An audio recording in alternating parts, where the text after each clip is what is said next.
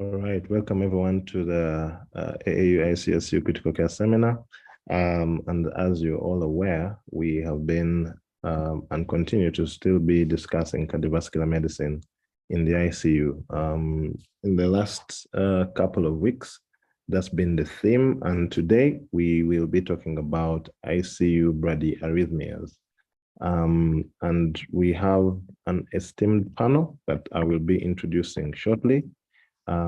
As we wait for the rest of the audience to join us, I am going to engage the audience that is on currently in a bit of a poll, an interactive poll that we are trying to come up with regarding the image of the week. And then we can discuss that and then start going to the critical care seminar regarding ICU bradyarrhythmias. So allow me to go ahead and share that, and then we shall have a brief, quick interaction about the case.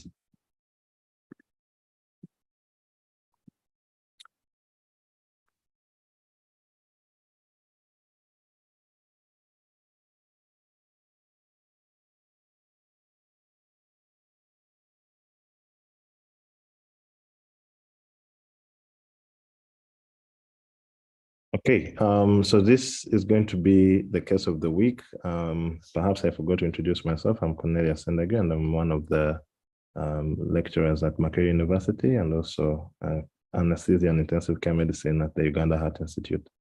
All right, so we'll be we're going to try and do an image per week. This will probably be the last seminar for this year. Next Friday, we shall probably just have a talk on acid-base balance by Dr. Erasmus. As for today, it will be, we should try to make it as brief as possible. So let's dive right into this. Probably in the next 5 to 10 minutes, we'll probably have a bigger audience to engage and then set off with the day's theme. Okay, so we have a 60-year-old female, no prior chronic illness, and 1 month history of cough, and in the last 1 week prior to coming to the hospital, had easy fatigability. The exam findings really unrevealing, except for tachycardia, approximately 120, and the blood pressure of 110/70. Their cardiovascular system had a diffuse apex beat with muffled heart sounds, and an ECG was done. And so we are going to go into the poll question now to look at that ECG. And I will ask you guys to try and respond to what you see regarding that ECG. So here is the first, and you should be able to see it now. I will give you about a minute to respond to that, and then we'll close the poll. Those who are co-hosts, you will not be able to answer, unfortunately, while the rest of the audience will be able to answer the poll. So you can tap the image and see what that is, and then respond. And at the top of the minute, we shall close the poll.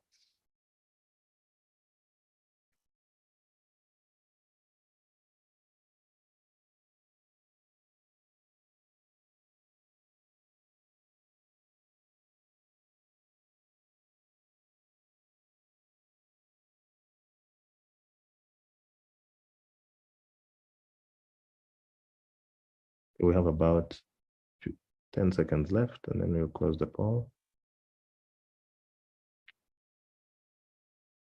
All right, allow me to end the poll here, and thank you all for contributing.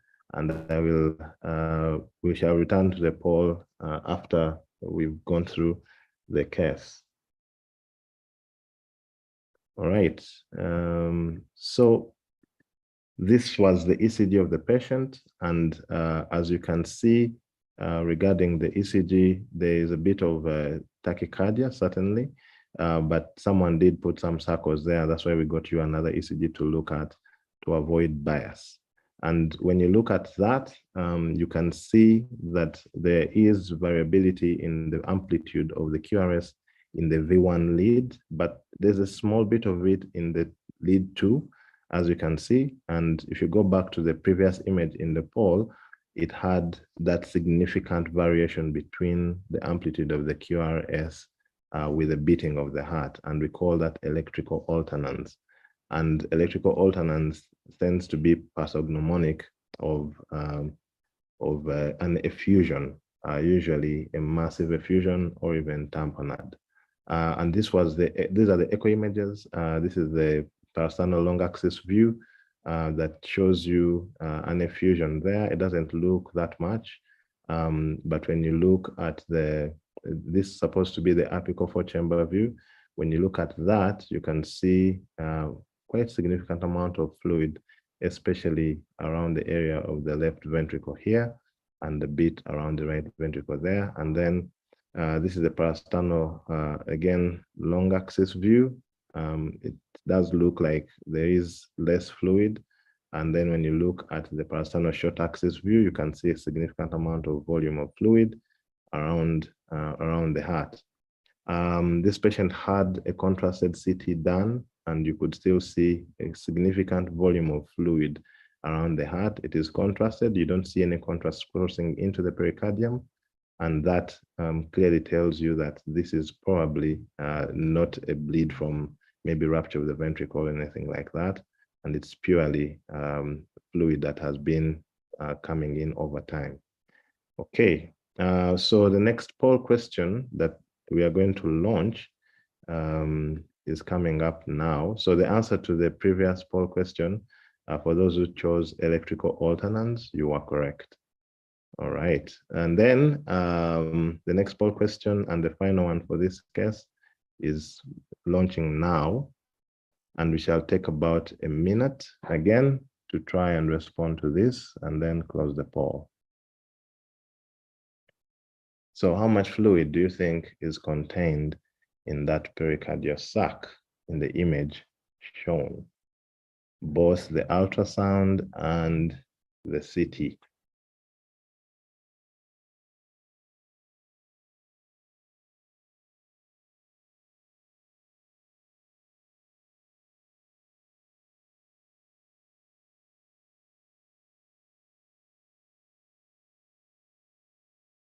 We have about 20 seconds. So as soon as you can respond, the better.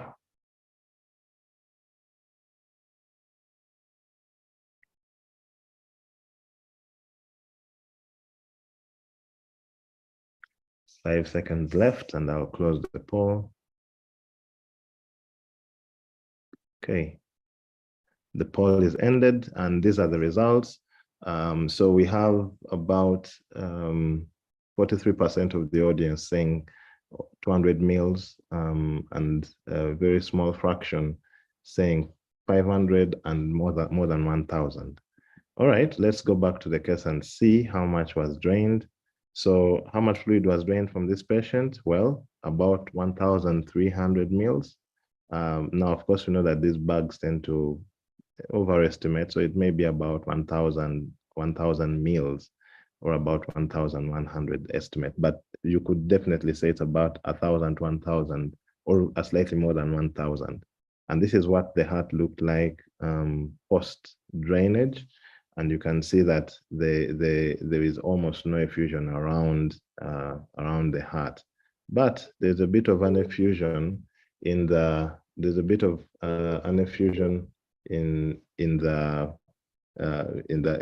lung, and you can see it right there. So these are some of the images that you may find quite interesting. So this patient gives us a couple of learning points. One is non-pericardial fluid, of course, is supposed to be about 10 to 50 mils, and that's his daily production. Really, every day you produce a certain amount of pericardial fluid that allows movement of the myocardium smoothly. So with this, also we have a rapid when you have a rapid increase in pericardial fluid of 200 to 300 mils, you can easily cause a tamponade, of course, depending on where this accumulation is. If it's developing on the side of the right ventricle and right atrium, the tamponade develops a lot faster than if it is on the left side, simply because the right ventricle is thin-walled. And then, of course, if you have an increase over time, then there's chance to adapt. And this patient had that kind of increase over time. And that's why they could accommodate over 1,000 mils of fluid within the pericardium. And I think later on was diagnosed to have TB pericarditis. So that is the image of the week. Thank you all for participating. We shall go ahead and enter the CME for the day. Allow me to share the slides for the CME.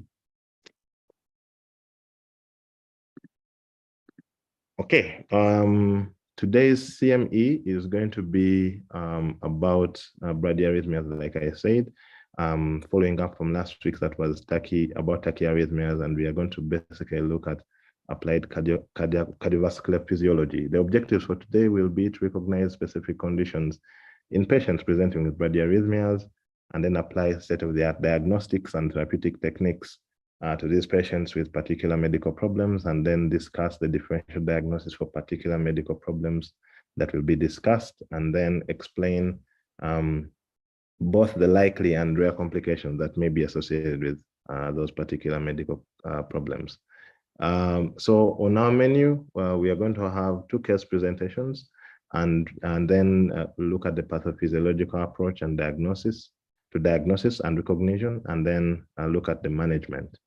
So today, the first presenter of the clinical case will be Dr. Daniel Sebagulu, and he is an internal medicine resident in his year 1, and he's going to present a clinical case for us to go through. And I would like to invite Dr. Daniel to share his slides at this point. And as he does that, I will launch the poll that will be discussed after the pathophysiological approach to the diagnostics and recognition of bradyarrhythmias.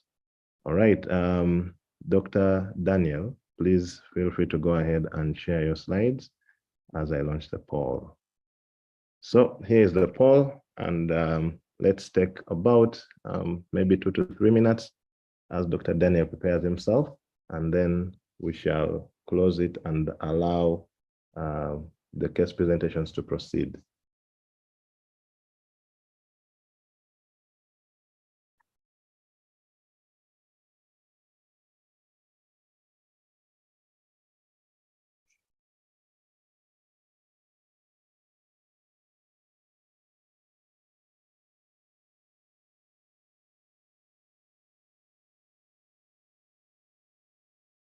In case you can't see the poll, please just go to the right side lower portion of your screen and tap the 3 dots on the side. Or if you're using your laptop, you should see polls and quizzes, and that should bring you the poll if you click on that. We have about 2 minutes left to have responses.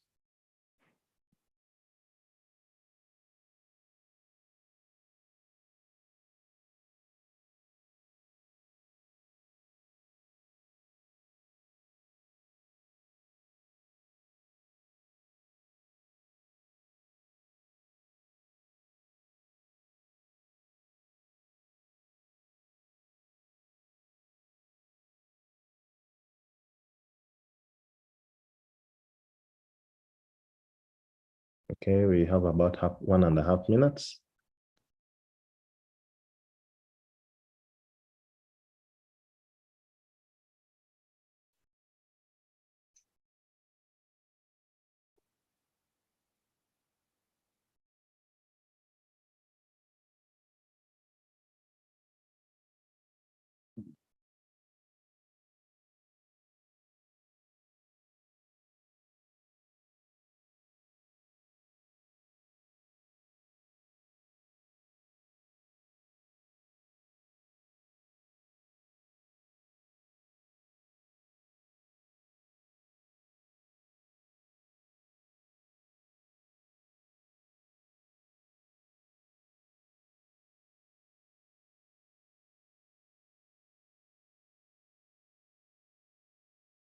All right.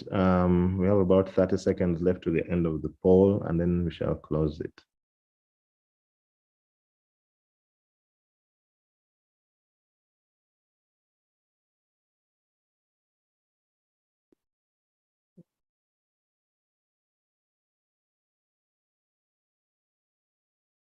Five seconds left. All right. I'll end the poll here, and then we shall proceed to Dr. Daniel. Dr. Daniel, you have 15 minutes to present your case, and then I'll give you an alert when you're left with 5 minutes. All right. You can proceed, Dr. Daniel. All right. Thank you, Dr. Cornelia. Good evening to all people online. Thanks for putting aside time to attend this. So I'll start with the patient presentation. And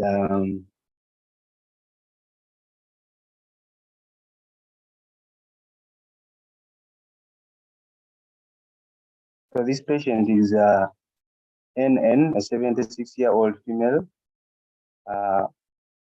who stays in Puri, Makindye, a Muganda, a retired teacher, religion was a Catholic, and date of admission was on the 4th of April, 2022.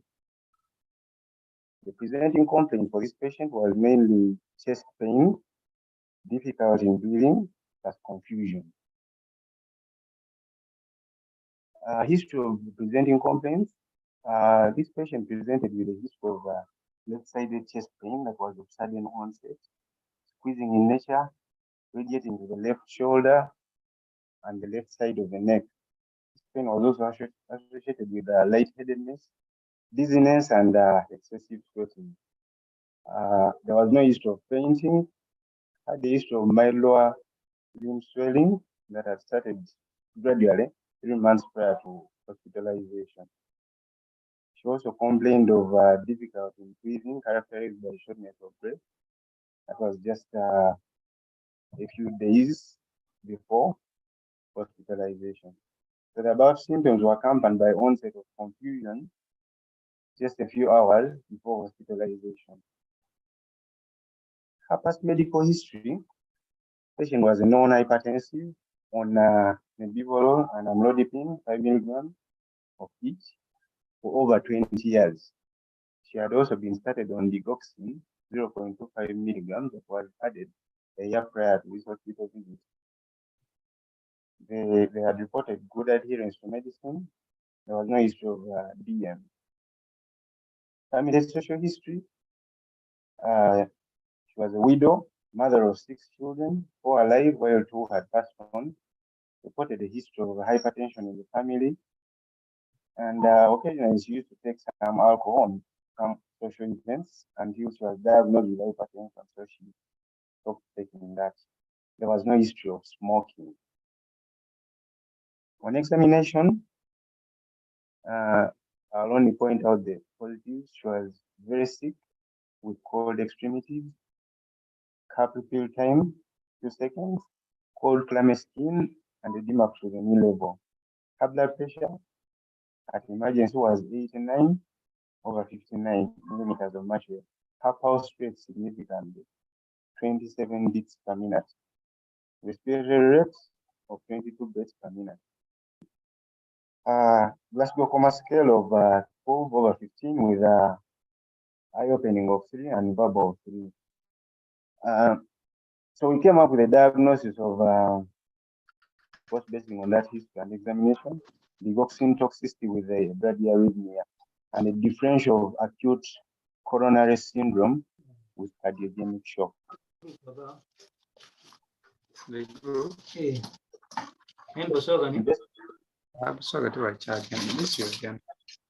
So investigations that were carried out included renal function tests with serum electrolytes, and our urea was 8.7, creatinine of 154.2. She had a hyperkalemia, potassium of 7.08 millimoles per liter, sodium of 121, and chloride of 98.2. Her LFTs: albumin of 36.3, ALT 20, AST 49, total protein of 72, and total bilirubin of 30.57.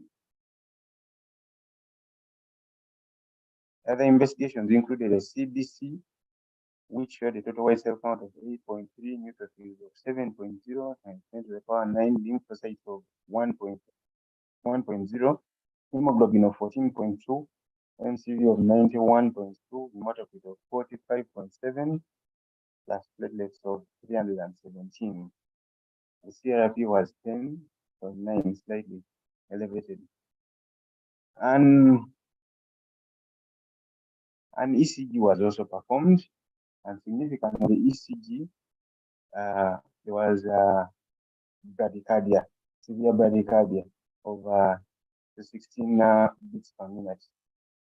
As you can notice, the big spacing between the complexes. So she was managed with IV calcium gluconate in view of the hyperkalemia. But of course, this did not help that much, as we shall see the reason later. She was also given IV atropine, 2 milligrams in 2 doses, 20 minutes apart. Transcutaneous spacing was also done at 100 milliamperes, and this was set at a rate of 60 beats per minute. Then, while she was being paced, she was referred to Heart Institute for pacemaker implant surgery. So during the pacing, of course, this is what happened. I'm going to show you what the heart was like before pacing, and then so that was the way the heart was contracting before the pacing. You notice that slow. And play it again for those that have not. And then after pacing, this is what happened. So there was a pickup in the heartbeat, of course.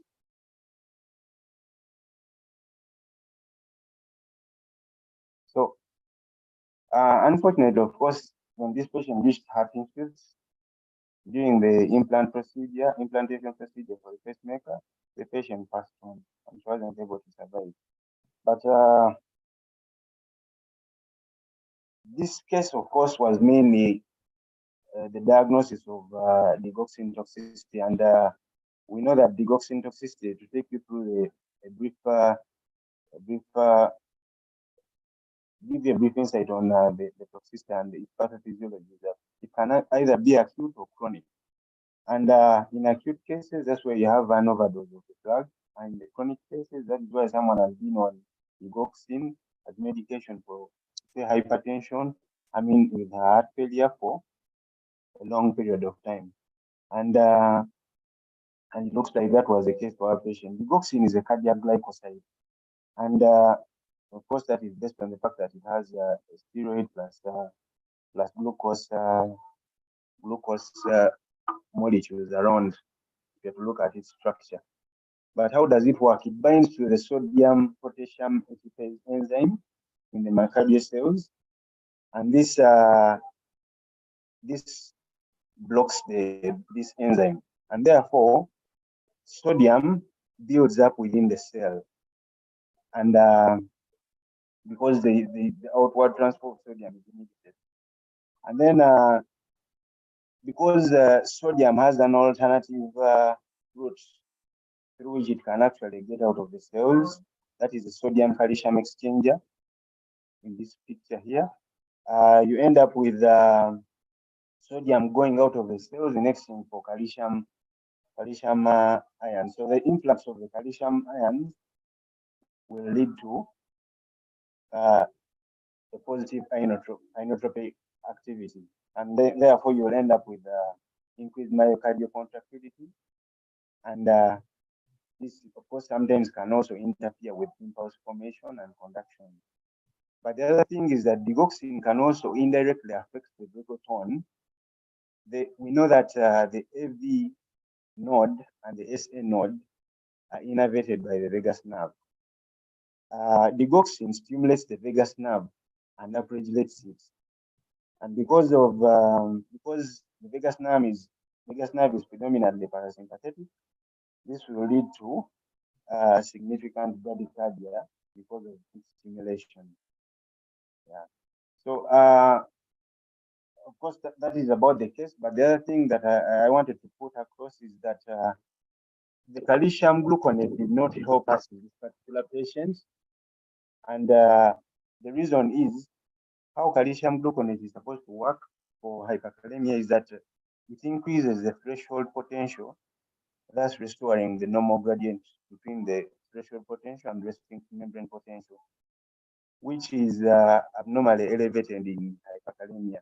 So, but in this case, we already have calcium that is in excess within the cells. So there isn't much you're going to change by giving calcium gluconate, and that's why this patient didn't respond to the IV calcium gluconate that was given.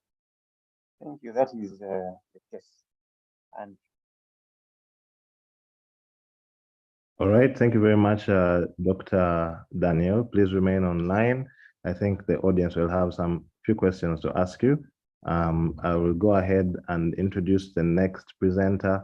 That will be Dr. Vanessa Lubulwa, who is a Year 3 resident in anesthesia and critical care at the Department of Anesthesia and Emergency Medicine at Macquarie. And she is going to present the second clinical case. Dr. Vanessa, you have not more than 10 minutes to make your case presentation, then we're going to Q&A. Dr. Vanessa, please share your slides. Audience, if you have any questions, please post them in the chat.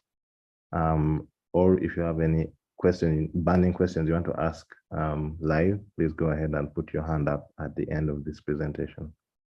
Dr. Vanessa, the floor is yours.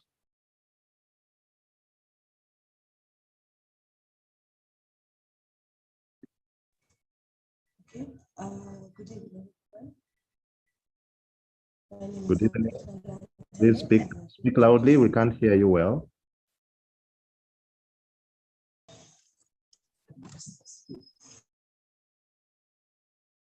The second case for today. My case is about a 55-year-old female from a peripheral unit or hospital to UHI. So the patient presented at the referral unit with palpitations and dizziness a few hours prior to admission. So she was well until she developed palpitations, which she thought were due to the coffee she had taken earlier. She had no chest pain, no syncope, no history of lower limb swelling, dyspnea, or easy fatigability, and other systems were unremarkable. So in sample history, just like dizziness, weakness, palpitations, then she had no known drug allergies, she was not on any medications, no comorbid conditions. Her last meal had been at 10 p.m. At the time she showed up at the A&E, it was about 11 p.m. Yes, and then she just woke up from sleep with palpitations. On assessment, her airway was patent, but she was fully conscious at the moment. She was breathing well on room air. She was hypotensive with marks below 50, bradycardic with heart rates below 40. At that time, she had good perfusion markers. The pulses were regular, full volume, and the cup refill time was 3 seconds. So during the assessment, so she started to progressively lose level of consciousness. She became confused. She started becoming diaphoretic, eventually lost consciousness and had general tonic-clonic seizures. So she was clinically deteriorating. Now her perfusion markers, we had a cup refill time of more than 4 seconds. Now she was symptomatically bradycardic. As time goes on, she has unrecordable blood pressures, and then the patient got into a cardiac arrest. So resuscitation was done, and ROS was achieved after 2 cycles. So at this point, the plan was to do a 12-lead ECG, transfer the patient to ICU. Atropine was given, but the patient was done responsive, still bradycardic. They started anticonvulsants and then decided to initiate post-cardiac arrest care. and take off baseline labs. So in transit from the A&E to the ICU, the patient got another cardiac arrest. They managed to get back ROSC after 2 cycles. At this point, the patient was intubated. They started inotropic support, and then the patient was moved for a 12-lead ECG. This is what the ECG looked like. Then investigations came back. The CBC, just a neutropenia, otherwise was normal. CKMB was elevated, HbA1c normal, basically normal, just that the creatinine was high and the urea at that point was high. LDL was also markedly high, and the PCT was also a bit increased. So at this point, a diagnosis of a complete heart block was made, and decision to move the patient to UHI was made. So the patient suffered another cardiac arrest while in the ambulance. They achieved ROSC after 3 cycles, but the patient needed continuous chest compressions to maintain the cardiac activity in perfusing rhythm. So they did chest compressions right up to UHI.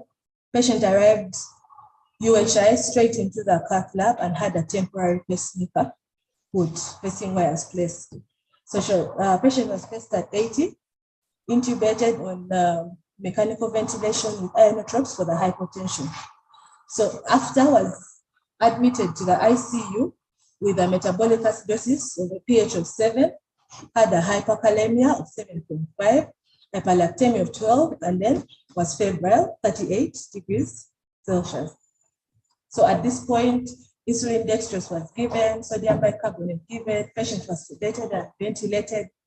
ABG after these interventions, pH was now 7.34, with that PaO2 and PCO2, with that bicarbonate lactate. NG tube was placed, central line was placed, and then active cooling also done. So these are just procedure notes for the, they did an angiography, and then they also placed a temporary pacemaker in UHI. So at this point, patient is in ICU. On examination, not fail, not jaundice, no cyanosis, no edema. On the ventilator, PCSIMV at an FiO2 of 0.4, respiratory rate of 14, tidals between 410 to 450, with good air entry and saturating well. So had the heart rate of 80 from the pacemaker, and then a blood pressure of 106/64 on inotropic support. GI was soft, obese, gaseous in percussion, scanty bowel sounds.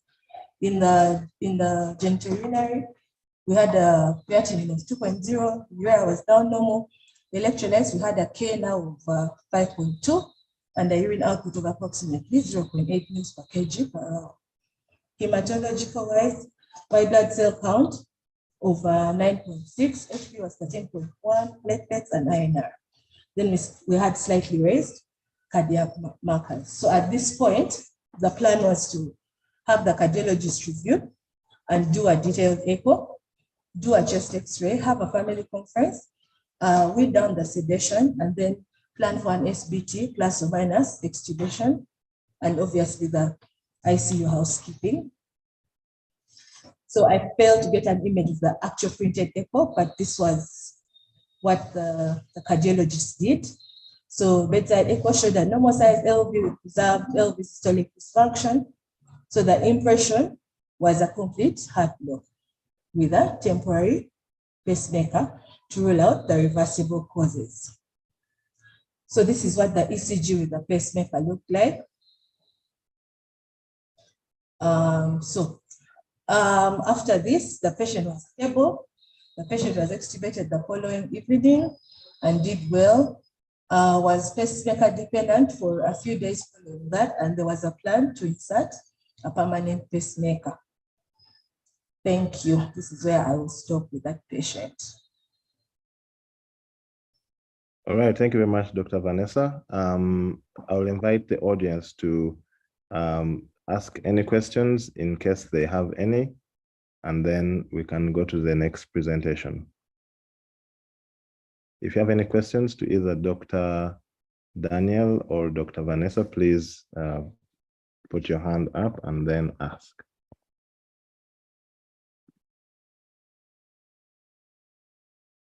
In case, since there are no one is asking. I have a question. Yes, please go ahead. Sorry, Dr. Vanessa, the question to you. I didn't. Did we get a cardiac rhythm during the CPR when the patient got a cardiac arrest?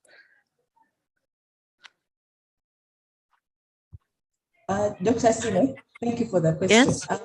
So the patient suffered 3 cardiac arrests. I don't know which arrest you are referring to.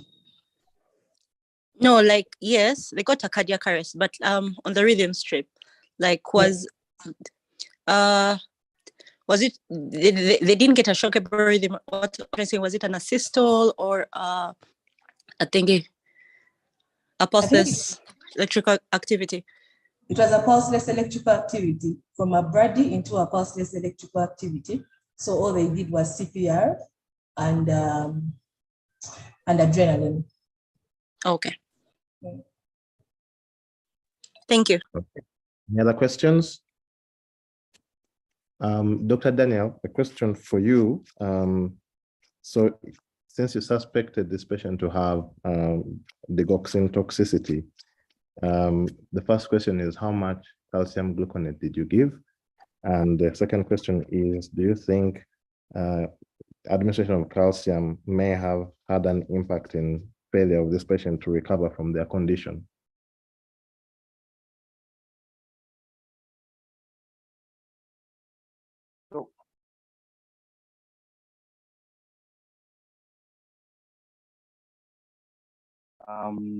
Hope you're getting me. Yes, we can hear you. First of all, calcium gluconate in this patient was given just as a trial medication, but most of the time in calcium, in digoxin toxicity, because there is accumulation of intercellular calcium within the myocytes, it will not have any effect. Remember that while administering calcium gluconate, your intention is to have this calcium that you're administering get into the cells and then help us relieve the heart from the effects of the hyperkalemia. But if the calcium is already being retained there through the calcium influx that is caused by the toxicity, then calcium gluconate ceases to help. So that's why we didn't have any results. I don't know if that answers. Yeah. And there are those who may actually believe that administration of calcium may cause what is called a stone heart, especially with digoxin toxicity. So in case of hyperkalemia, it may sometimes be concerning if you're going to give calcium chloride or gluconate. So if you're going to do it, you probably need to give it under the context that you're sure it may have a good effect, but you also have to be wary of the possibility of a stone heart. So it may or may not play a role, but the data on it is not very conclusive regarding whether it will cause a stone heart or not. But in some instances it will, based on what you've described. Okay. And is there any other question from the audience? If none, we shall close this. Yes, one last question, Dr. Cornell. One last question. For the patient, because Dr. Vanessa's patient, she said cardiac arrest, they kept getting ROSC, and then they had to keep doing CPR as they kept getting arrest. If the patient had supposedly, let's say, an asystole, would that be categorized as bradyarrhythmic asystoles? And would they benefit from just continuous pacing as you get to UHI for permanent pacemaker placement? As you're transferring a patient, I'm thinking about the logistics of continuing CPR as you move. Question.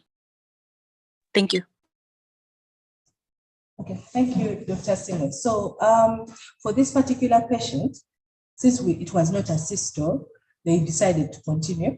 doing the chest compressions, because as soon as they would stop, they would lose the pulse. So they decided to keep continuing doing the compressions. If it was a systole, I really don't know. Hopefully today's talk will answer that question for us. Thank you. Thank you, Dr. Vanessa. All right. Thank you, everyone, and Dr. Asima for the questions you've asked. I think we shall go ahead into the next presenter, and I will introduce her and then also share her slides. Okay, the next presenter is Dr. Joyce Kalonji, who is an anesthesiologist and a fellow of critical care medicine, and she graduated from Makerere recently, and she's going to be telling us about the pathophysiological approach to diagnostics and recognition of bradyarrhythmias. Dr. Joyce Kalonji, I hope you are there. I'm going to go ahead and share your slides, and then we can start off the presentation. Yes, I'm here, Cornell. Good afternoon. Good evening.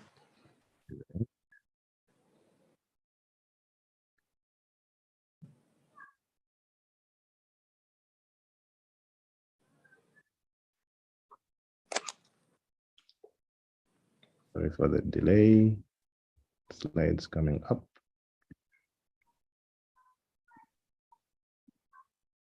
There we go. You can proceed. So, thank you, everyone. I hope I can be heard. We are going to talk about the pathophysiological approach to diagnosis and recognition of bradyarrhythmias. Next slide, Cornell. Thank you. Yeah, so that's the outline. We'll classify the bradyarrhythmias. We'll basically talk about sinus nodal dysfunction, atrioventricular blocks, and bundle branch blocks. So basically, I hope you all remember the conduction system of the heart. It will really come in handy, which we covered over the past 2 weeks. So hopefully you understand that how the impulse travels from the SA node through the atria to the AV node, then through the band of His, and then through the right and left bundle branches, and sort of innervates the whole heart. And hopefully you have that electrophysiology also sort of imprinted in your mind. So next slide. Yeah, so a person is considered to have a bradyarrhythmia or maybe a bradycardia if their ventricular rate is basically below 60 breaths per minute. So these bradyarrhythmias can basically be divided into two largely. So the impulse disorders, one can be impulse formation disorder. So there's failure of formation of an impulse. That's basically failed automaticity or a disorder in automaticity. Basically, a problem with the sinoatrial node, and this can either be a sinus arrest, a sinus bradycardia, or sinus 6 syndrome, which is, sort of as sinus dysfunction with symptoms, or it can be a disorder of an impulse conduction disorder. So the impulse is literally formed, but the issue is with conduction from the sinoatrial node to the AV node. Or from the AV node to the through the AV node, maybe at the band of His, or through the one of the branches, either the left or right. So you can classify them based on those two, either an impulse formation disorder or an impulse conduction disorder. Next slide. Yeah, so the structural classification, basically depending on the area of the heart which is affected. So you can have sinoatrial blocks. So these basically involve either dysfunction of an impulse formation or impulse conduction regarding the sinoatrial node, or they're regarded as AV blocks if the disorders basically surround conduction of impulses through the AV node. Or they can be bundle branch blocks, when there are issues with conduction through either the left or right bundle branch blocks, or through either the anterior or posterior fascicular blocks. Next slide. So we'll start with a sinoatrial dysfunction that basically covers the sinoatrial blocks. So sinoatrial dysfunction is basically classified as abnormal conduction or propagation of impulses through the sinoatrial node. And it can be either a sinus pause or a sinus arrest or a sinoatrial exit block. This sinoatrial exit, a sinus pause or sinus arrest can be complicated by either escape rhythms or tachybrady rhythms or tachybrady syndrome that we'll talk about. So the sick sinus syndrome is basically when you have sinonodal dysfunction and it's associated with secondary symptoms, like for instance, syncope, or signs of shock, like the ones that have been described in the patients below. So the difference between sinoatrial block and a sinus arrest. So with a sinus arrest or a sinoatrial pause, it just means that there's failure of impulse formation with a pacemaker itself. Yet a sinoatrial block means that the impulse is formed, but there's basically failed conduction from the sinoatrial node to the AV node, which I hope can be seen through those two images. Next slide. So the first arrhythmia is a sinus bradycardia that can be basically it can be just physiological. And what basically happens in a sinus bradycardia is decreased automaticity that can be a consequence of either age, like in the elderly, or it's physiologic, like that happens in sleep, or it can happen for some people who are conditioned athletes, or maybe it's due to medications, MIs, infections, or other extrinsic causes like infections or hypothyroidism. So with a sinus bradycardia, you basically have P waves that have normal morphology, and they should be upright in the rhythm strip, which is lead 2. And of course, every P wave is followed by a QRS complex that's usually narrow. Yeah, so that's usually a sinus bradycardia.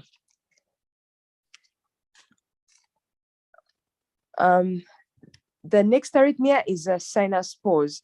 So with a sinus pause, usually, like I've said, there's temporary cessation of discharge through the sinus node. And so, as you can see in this image, you have normal conduction for the first two waves seen, and then after that there's a pause. So there's no the cessation of conduction through the sinoatrial node, and hence you don't get a QRS complex after that. But that's briefly followed by a normal P wave and a QRS complex. So as usually a sinus pause that's less than 3 seconds will be asymptomatic, but a sinus pause of more than that can usually lead to a sinus arrest, and should usually be investigated and managed. Next.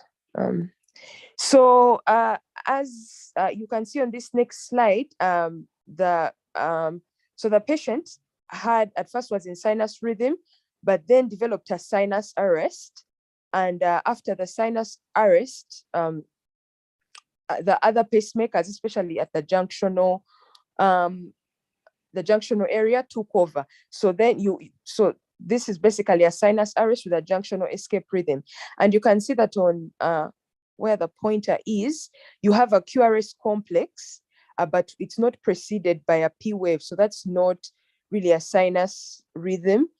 So the rate probably before was probably normal, but after the rate probably dropped to basically 40 to 60. So with a junctional rhythm, You may not have a P wave, or the P wave may be integrated in the QRS complex, or the P wave may come after the QRS complex. Okay, next slide. So sometimes you can develop what is called a tachybrady syndrome.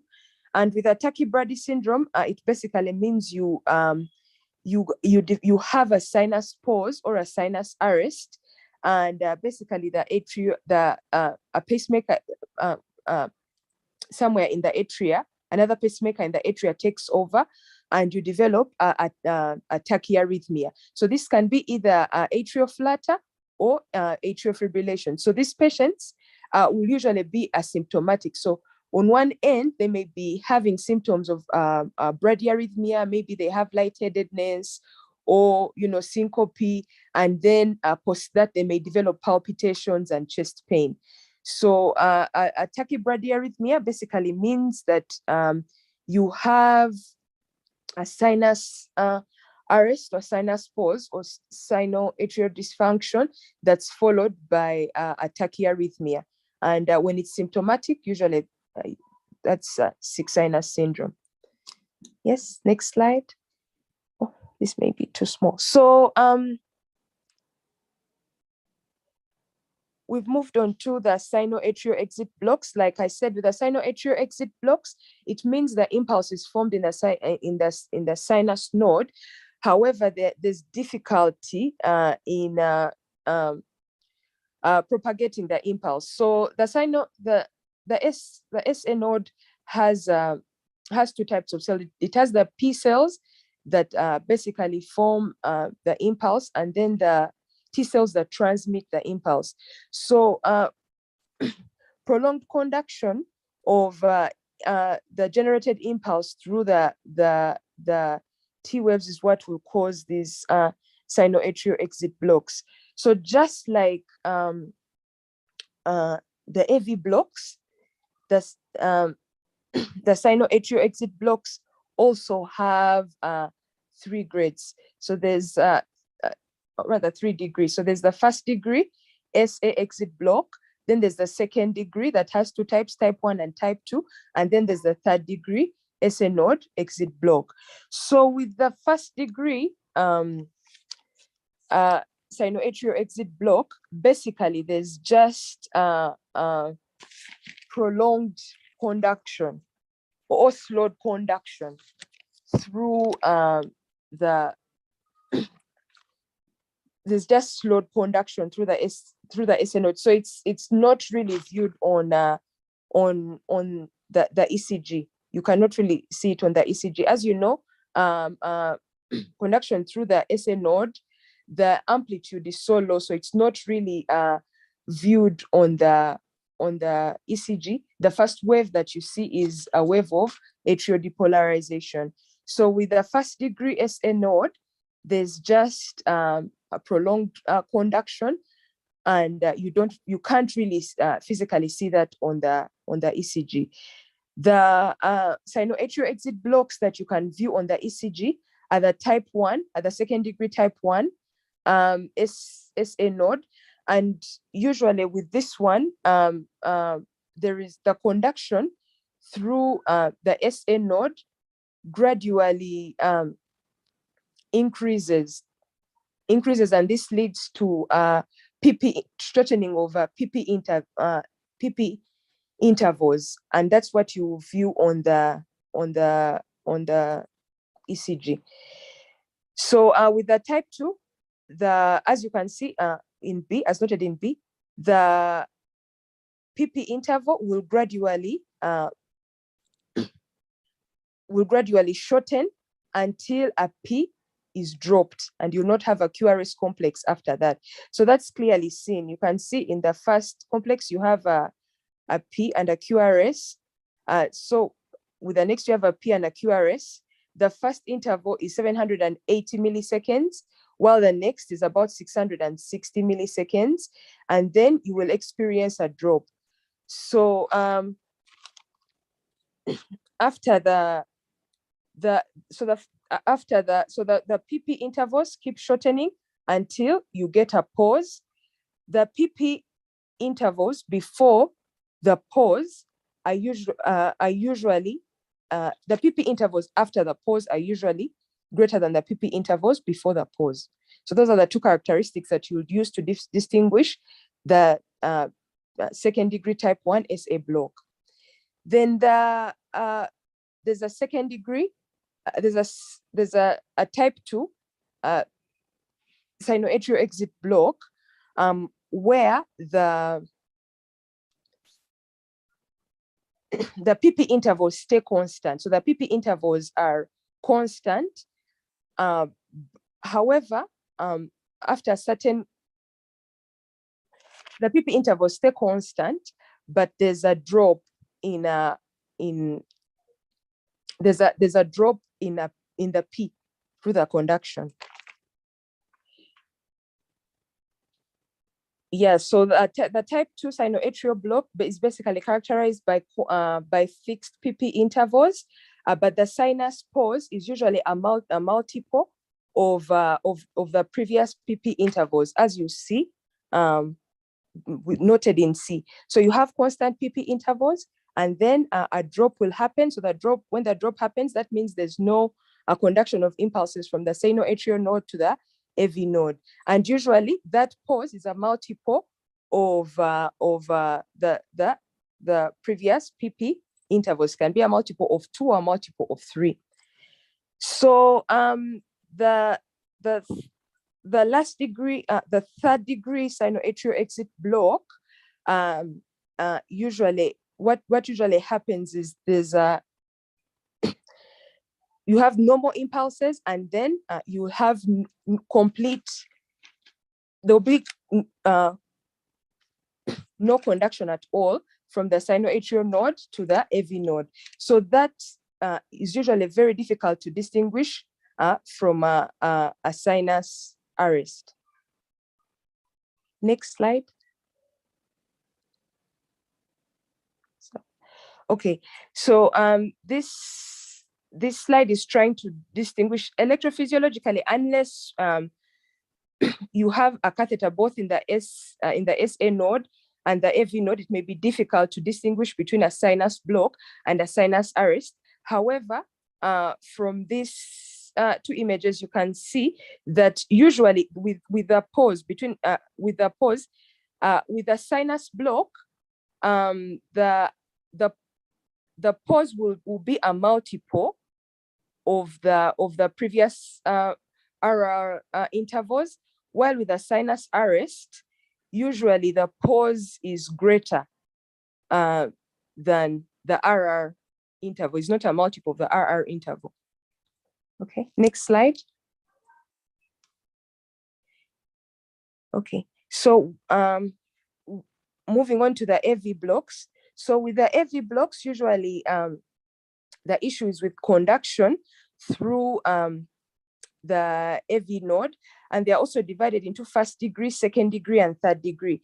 So with the first degree, it's just usually slowed conduction. So it's slowed conduction through the AV node, and of course, you know that the conduction between the AV node is usually represented by the PR interval. So here the PR interval stays constant. It is prolonged, so it's more than 0.2 seconds, but it stays constant throughout. So the ECG characteristics, usually this rhythm is going to be regular, and the rate is similar to that of the underlying rhythm. The PR interval is prolonged, but stays constant throughout, and the QRS complex is usually normal. Next slide. Next slide, Cornell.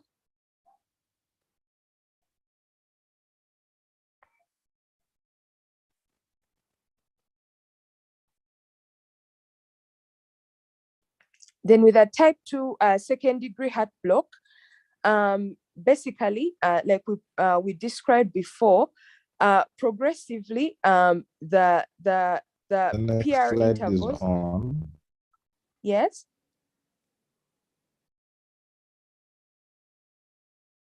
So the type 2 second degree, rather the type 1 second degree AV block, here there's progressive difficulty in conduction of the impulse until, no, Cornell, the previous slide. On type 1, second degree AV block.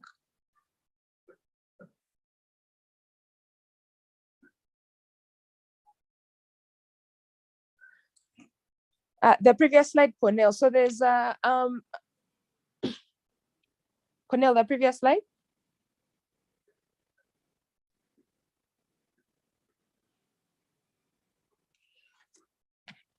So with the type 1, second sorry, degree Joyce, I think there's a bit of a delay. Okay. The transmission of impulses is going to it progressively gets difficult. So that means that the PR interval is going to progressively increase until there's a drop in the P wave because there's been no conduction at all. So if you're to see from this image, you see that the PR interval progressively widens until there's a dropped P with no QRS interval, and then the cycle continues. So here, of the PR interval is of course gets longer. The rhythm may be the atrial rhythm is regular. The QRS complex is usually normal, and the ventricular rhythm can be regular or irregular. Next slide.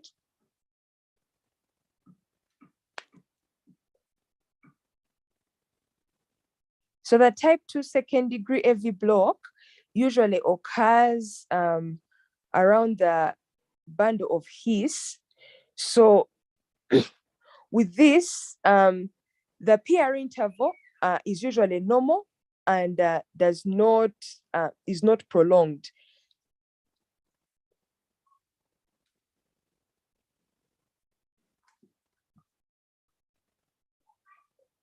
However, the PR interval is normal and does not lengthen as mentioned before in type 1. However, there's a sudden drop in the QRS complex. As you see in the image seen there, that you have normal PR intervals, but there's a sudden drop in the QRS complex, and this signifies that there's no conduction at all. There's failure to conduct. Yeah. Next slide, Cornell. Yeah. So the third degree AV block, with this, there's complete dissociation between the atria and ventricles. So they're not coordinated. So the atria depolarizes on its own, and the ventricle depolarizes on its own. So usually here you depending on where the second pacemaker will come from, you might have a normal QRS complex, QRS complex that's not widened, especially if it's a junctional rhythm, or you might have a widened QRS complex. So as you can see from the image, you can see that there's a P wave there, a QRS complex, but then there are some P waves that are not followed by QRS complexes, and that goes on and on. So basically, in conclusion here, the atria and ventricles are doing their own thing. They are divorced, and they are, depolarizing on at different terms. Next slide.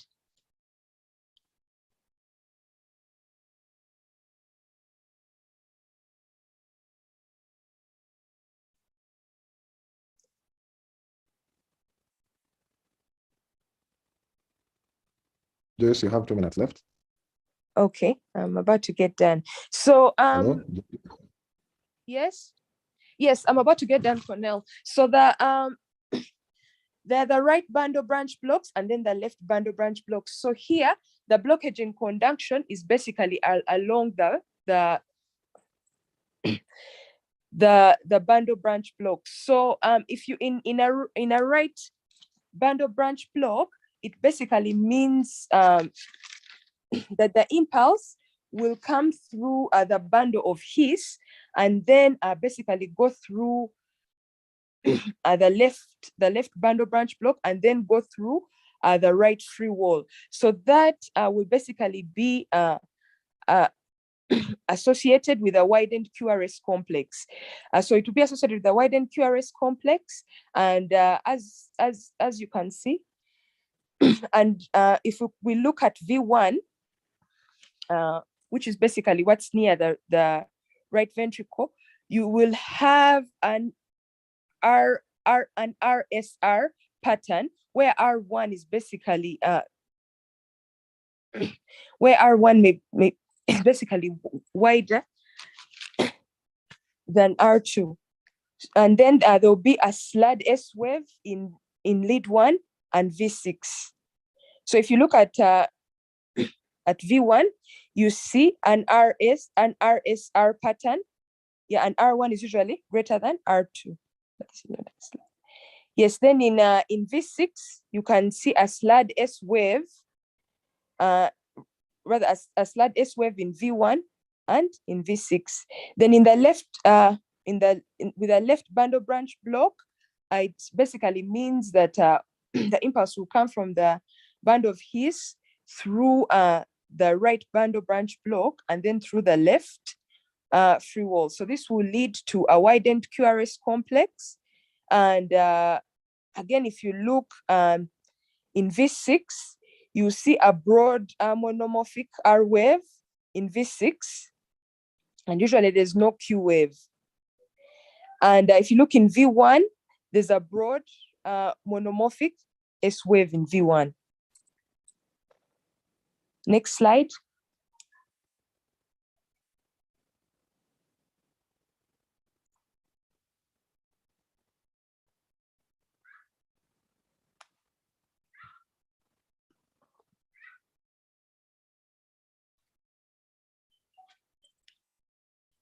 So the last slide is on the left anterior fascicular branch block. So there's a left anterior fascicular block and then a left posterior fascicular block. So you know the left bundle branch basically divides into two segments, and that's the left anterior and the left posterior fascicular block. So with the left anterior fascicular block, basically impulses will move to the left ventricle via the posterior fascicle that inserts in the inferior septal wall of the LV. So the direction of that impulse is basically rightward and towards the inferior lead. So the symptoms of that are basically a left axis deviation. So there's usually left axis deviation with a QR complexes in lead 1 and AVL. And usually there's also an RS complex in lead 2, lead 3, and AVF.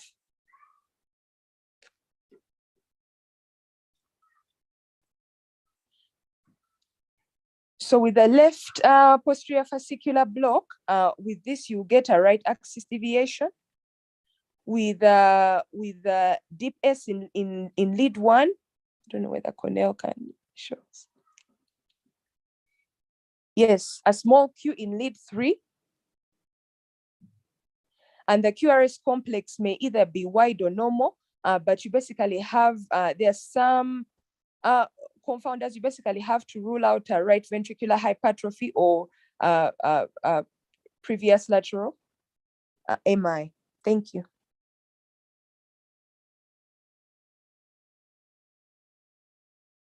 All right, thank you very much, Joyce. Are there any questions from the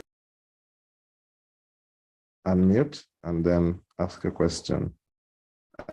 Otherwise, I'll jump into the polls and quizzes that we've just done, so that we can at least respond to those as we wait for the members in the audience to respond. Okay, so here is the poll, and I'm sharing the results. So bradycardia in adults is a heart rate below which value, and over 78% of the audience says 60, and most of the guidelines will agree with that. And then, Joyce, this number 2 is for you. Causes of bradycardia include all the following except physiological causes, like in athletes. I think you mentioned that. And then cardiac causes, myocardial infarction and ischemia. Joyce? Yes, true. Okay. And then electrolyte derangements like hypokalemia. False. Okay. Is there any reason as why hypokalemia wouldn't cause bradycardia? So hypokalemia increases polarization. Yes, it causes a tachycardia because Yes, we can't hear you well. Can you hear me now? Yes. Yes, so it causes a tachycardia, Cornell. All right. And I think that is the except. Drug toxicity, like we saw earlier in the first case, digitalis toxicity causes bradycardias. All right. And then number 3, progressively lengthening PR interval until there is a dropped QRS complex indicates which happens. First degree. Type 1 secondary. Okay, and that is type the 1 secondary. All right, so that's the Mobitz one, and 59% of the audience got that correct. And then number 4, unstable bradyarrhythmia is characterized by all of the following except, apologies, this was not supposed to have select all that apply. It is supposed to be picking out, it shouldn't have the word except. It's supposed to simply select those that apply to unstable bradyarrhythmias. So Joyce, regarding this unstable bradyarrhythmias, signs of shock, true or false? True. And then syncope?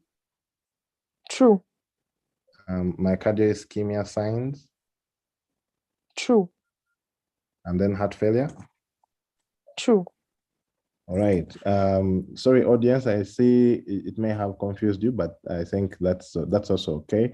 So all the 4 signs are usually signs that we use to diagnose unstable bradyarrhythmia. The same signs are used to diagnose unstable tachyarrhythmia. But I don't know if you can see on your side. The question was what is the rhythm? And based on what you showed us, this is actually a sinus block, and 47% of the audience actually selected. And then number 6, the question on number 6 is severe bradycardia is associated with high blood pressure and low cardiac output. 72% of the audience says false, while 22% says true. Joyce? False. Okay.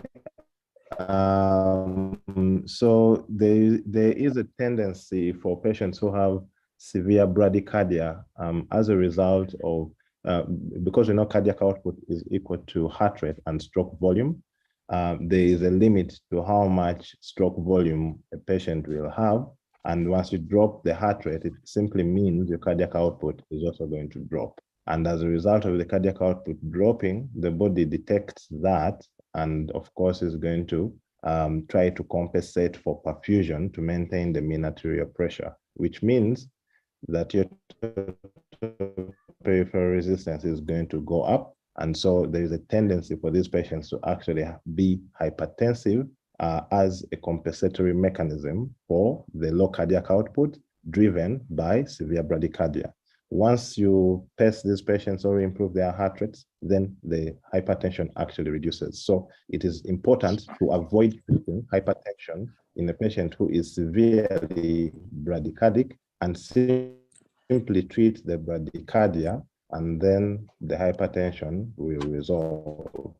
Of course, that is if the patient has a reason for you to drop the blood pressure, then you have to do both at the same time. However, if there is no reason to drop that blood pressure, and I'm talking about things like hypertensive emergencies, if there is no reason like that, then please do not drop the blood pressure in these patients, because it is coming as a result of a compensation to maintain perfusion.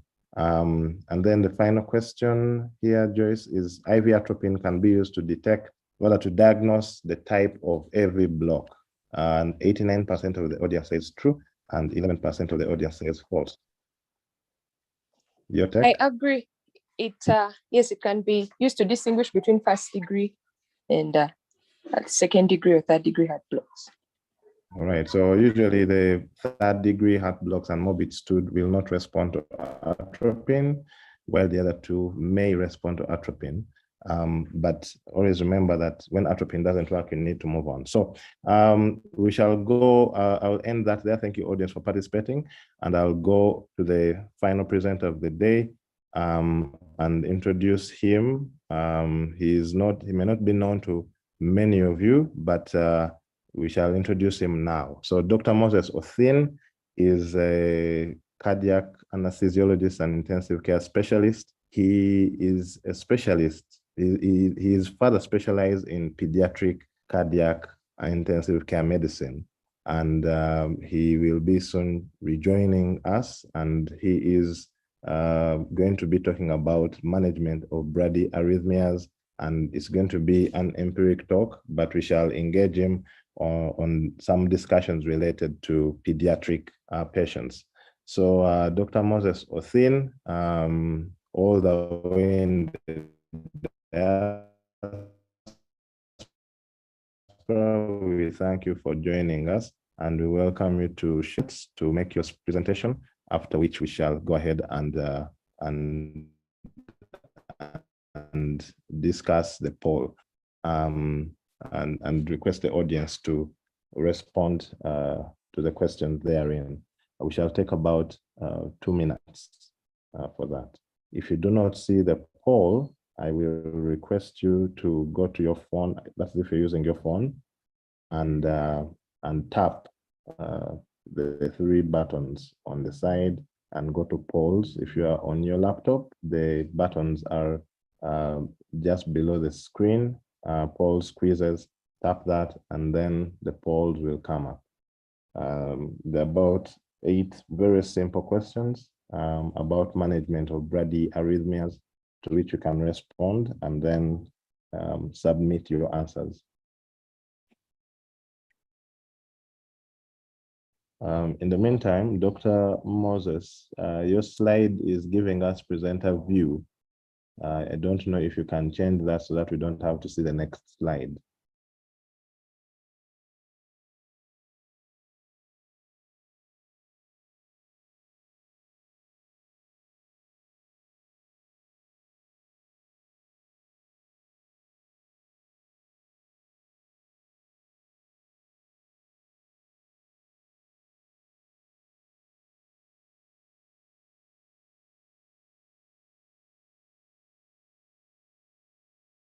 Okay, we have spent about 1 minute, and I don't know if the questions are too tough for the audience, but no one has yet submitted. Please don't worry about being wrong. We are going to discuss these at the end. We have Dr. Thin with us, so that will be discussed extensively.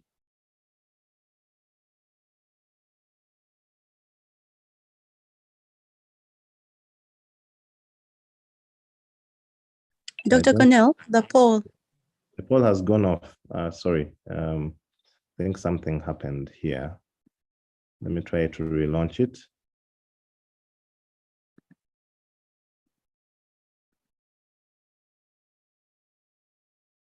Okay, relaunching the poll now. I think something happened. Sorry about that, guys. So let's take maybe 2 minutes to do that, to complete this.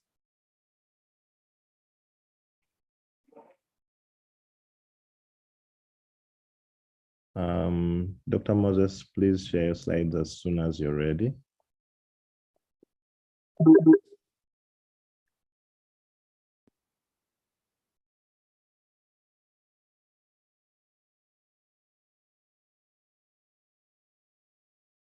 I Dr. think Cornell, your poll poll keeps going off.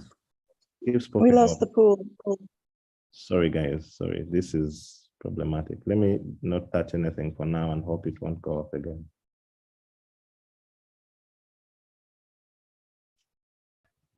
Cornel, just give me a minute getting the presentation.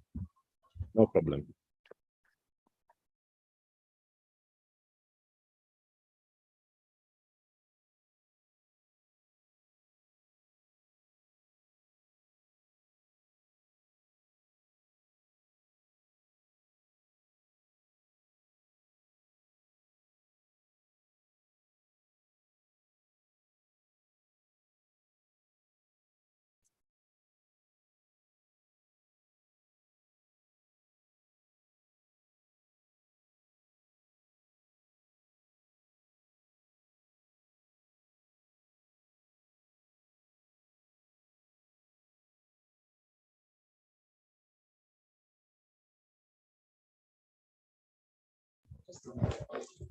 Cornel, are you able to see now?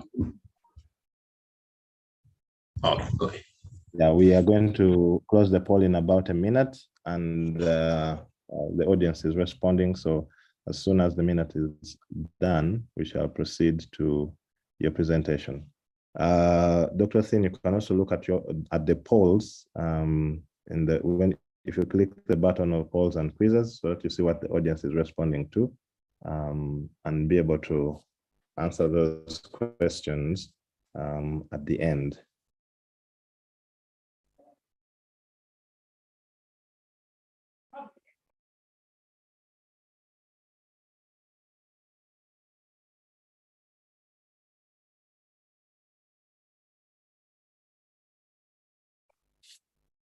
Okay, we have that, and then we shall close the poll. All right, I will end the poll here. Thank you for those who responded. Dr. Thin, over to you.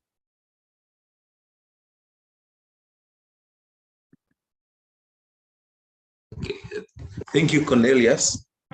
So I tried to tailor my presentation to catch the specific clinical things that we may come across in relation to bradyarrhythmias, specifically in the ICU, and try and move it away from a purely cardiologist view. So bradyarrhythmias are quite common amongst critically ill patients. They tell us that about 70% of patients admitted in the ICU who could present with bradyarrhythmias. Because we find that it's very common, it's always vital to identify the mechanism of bradycardia in order to distinguish benign from life-threatening situations from what we've already been told about.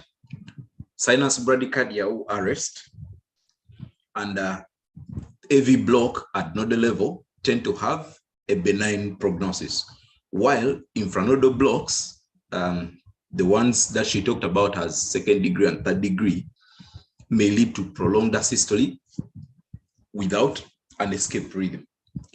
When we're talking about the bradyarrhythmias specifically here, I want us to talk about clinically how we're going to manage. We're going to have very many kinds of arrhythmias, but when it comes down to management, we'll be looking especially at the mechanisms or where they originate from. So proper clinical evaluation leads to appropriate therapeutic measures, whereas mismanagement may have fatal outcomes. We'll talk a little bit about the physiology of bradycardia. We know when cardiac output, the usual formula mathematics says cardiac output is equal to heart rate multiplied by your stroke volume. So when we have moderate bradycardia, let's say, your heart rate will reduce to a given degree. Because your heart rate has reduced, there will inevitably be a decrease in cardiac output. But the body usually responds by increasing the stroke volume. The difference is that your increase in stroke volume is not equal to your decrease in heart rate. And so that means ultimately your cardiac output will be lower than it was before, even though you have an increase in your stroke volume. And as your bradycardia progresses further, it means that your heart rate will drop further, but there is a limit to which your stroke volume can increase. And that will further cause a drop in your cardiac output. And so with increasing bradycardia, we worry about cardiogenic shock. And if you remember, when we're talking about shock, it's basically when you're not able to perfuse your tissues. And here the concern is that the heart is not able to generate enough to perfuse your tissues. So it's something that you have to put at the back of your mind, and that makes it very vital that we actually deal with bradycardias. So from what we see here, because of the decreased cardiac output, most of the times the patient will present with markers of poor perfusion. So generally the patient may be presenting in some kind of shock, which will be overt. But there is something that we need to be very careful about, what we call occult shock. Like Cornell explained, how you get severe bradycardia with your pressures being good. So take an example, these three incidents: bradycardia with increased vasoconstrictor response. And this is what basically happens. One of the things the body does to try and maintain your blood pressure. So your cardiac output will go low, but your systemic vascular resistance increases. And from that mathematical formula, we remember that blood pressure is equal to your cardiac output and SVR. What happens is you'll maintain your blood pressure, so the patient will have good pressures, but yet in actual sense, your cardiac output has gone low and you're actually in a state of shock, which will not come out overtly. Times you'll have if you have a bradycardia without any vasoconstrictor response, like what we see there, yes, your blood pressure will be low. And in some of these cases, depending on the extent of how much your cardiac output has reduced, that's how it will present itself in terms of the side of pressure. And in some cases, you get significant sympathetic response, and that leads to hypertension. It's rare, but it can happen. We've seen cases where someone comes in with severe bradycardia and significant increase in your SVR, so they have normal pressures. These patients, you have to be extremely careful. You need to understand that, yes, in most of these cases, your mentation will stay normal because there's good supply to your brain, but there will be other organs that will possibly be presenting with what would possibly call shock. But when you see the patient, you may easily miss it, thinking that it's okay, the blood pressure is fine. And this also shows us that blood pressure is not really equal to perfusion. So it's something that you put at the back of your mind. I also wanted to talk about bradycardia that is progressive. When you find that you have a bradycardia that is progressively worsening, it is usually preceding death. And I think you've seen this in many patients that you have in your ICU. So the differential diagnosis for bradycardia here is much broader than what you think. I hope that she would have talked about the causes of bradycardia. But in this case, in addition to things that we talked about, digoxin toxicity, beta blockers, and all that, you have to think about other entities like severe hypoxemia, right ventricular failure, massive PE, because these can contribute to progressive bradycardia. And in this case, you're not going to manage, this is a case that you'll possibly manage as an emergency. And so usually you need immediate evaluation that should focus on your ABCs. And if you can, a bedside echocardiogram, because that will give you a better picture of what you have. So I classify this specifically here because it's something that we commonly face in the ICU. But you need to be able, you find that here you need to be able to understand your etiology, but you also need to make sure that you don't let the patient to progress to death. It does not give you that much time. I also wanted to talk about TOSAD. We know that it's a pulse-dependent arrhythmia, often short-lived and self-limiting, and it can be associated with hemodynamic instability and collapse, or may even degenerate into VF. So it is very likely to occur at slower heart rates because of a prolonged QT. If you remember, your rate is inversely proportional to your QT. So basically, if your rate is low, your QT is going to be longer. That leaves patients who stay in a severely bradycardic state at an increased risk of TOSAD in case, especially if they have accessory pathways. So it's very important because in ICU, we have a lot of things that would predispose patients to bradycardia. In addition to the things that we talked about, a patient may present primarily with bradycardia as a problem. It could be because of the medication that we are giving. It could be because of the various things that we would have talked about in terms of causes of bradycardia. And so this is important because it can lead you from a patient who seemed to be stable to sudden cardiac arrest with ventricular fibrillation. So you try as much as possible to prevent patients from staying that far. The other thing I wanted to talk about specifically in relation to ICU, because we ventilate patients, we do a lot of these things. And during ventilation, we tend to love using our PEEP. We know PEEP may have various effects. PEEP basically increases your interthoracic pressure, and it will have different effects both on the left heart and on the right heart. When we talk about the right heart, when you apply PEEP, it will decrease your venous return, it will decrease your RF filling, it will decrease your RV preload. And so ultimately, it will reduce your RV stroke volume, but it will increase your RV afterload. That means it will increase your RV work. Why? Because the heart now has to pump against the afterload that you placed, which is the PEEP itself. Okay, but then on the left side, it also decreases preload because the preload for the left side is what is coming from the right side. It will decrease your LV stroke volume, but it will also decrease the transmural pressure. That means it will reduce the LV afterload and it will reduce the work of the LV. And in so doing, generally, when we look at a normal heart is usually preload dependent, while a failing heart is more afterload dependent.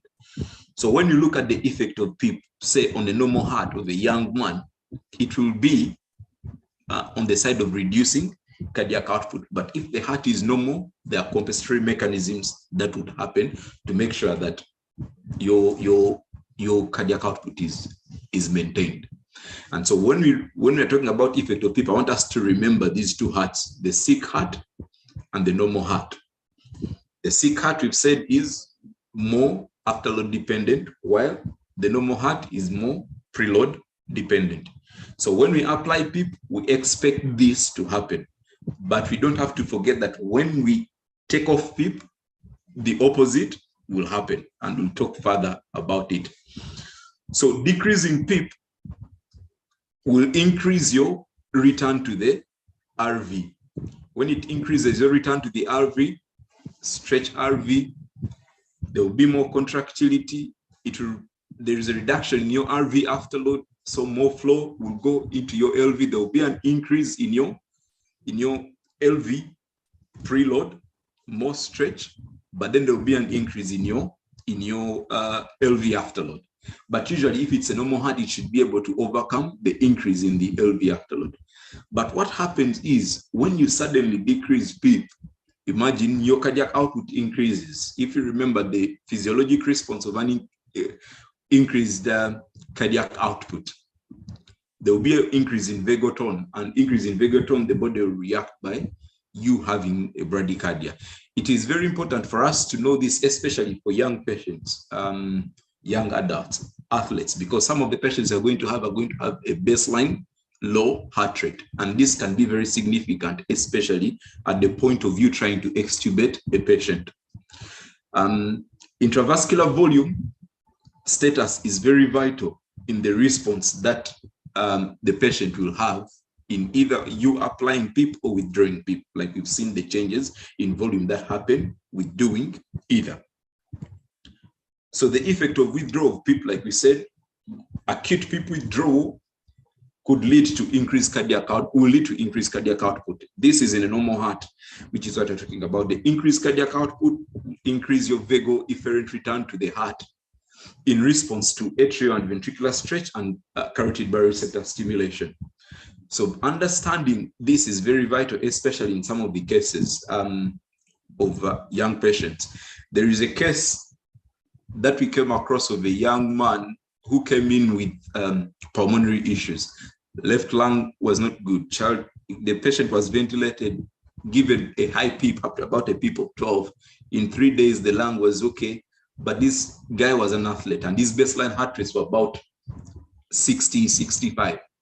So on the 3rd day, when we're going to extubate, they drop the PEEP from 12 to 10.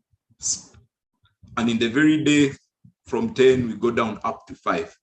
On dropping the PEEP to 5, in preparation for extubation, he got profound bradycardia that were not able to extubate the patient. It had to be called off. But the following day, the process was restarted, and we had to make sure that we kill off the vagal response by giving something. Gave some glycopyrrolate, put down the PEEP, and the patient was able to be extubated without any issues. So if you found such a patient and is not fully filled in terms of volume, that can cause significant issues at the point of extubation and can be a cause of failed extubation, and yet you possibly may not realize it. And so in such cases, it's something that we should think about, that we should put at the back of our minds, that could cause failure to extubate or failed extubation, so to say. So there are various principles that I want us to talk about. And the first one is to identify the bradyarrhythmia. You must be able to differentiate between sinus brady from the other bradyarrhythmias.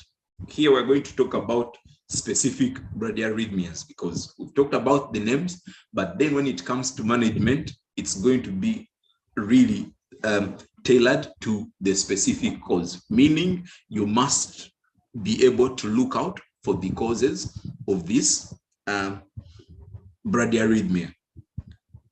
Ensure that you improve your hemodynamic status, because the most important thing is that the worst presentation will be that of cardiogenic shock kind of picture. The patient is not perfusing. You want to make sure that you improve your hemodynamic status. And like we said, in a patient who has progressive bradycardia, any patient who has bradycardia has a higher chance of progressing into asystole. You want to make sure you avoid asystole, meaning you have to intervene as fast as you can, so you take away whatever it is that is going to cause you to progress.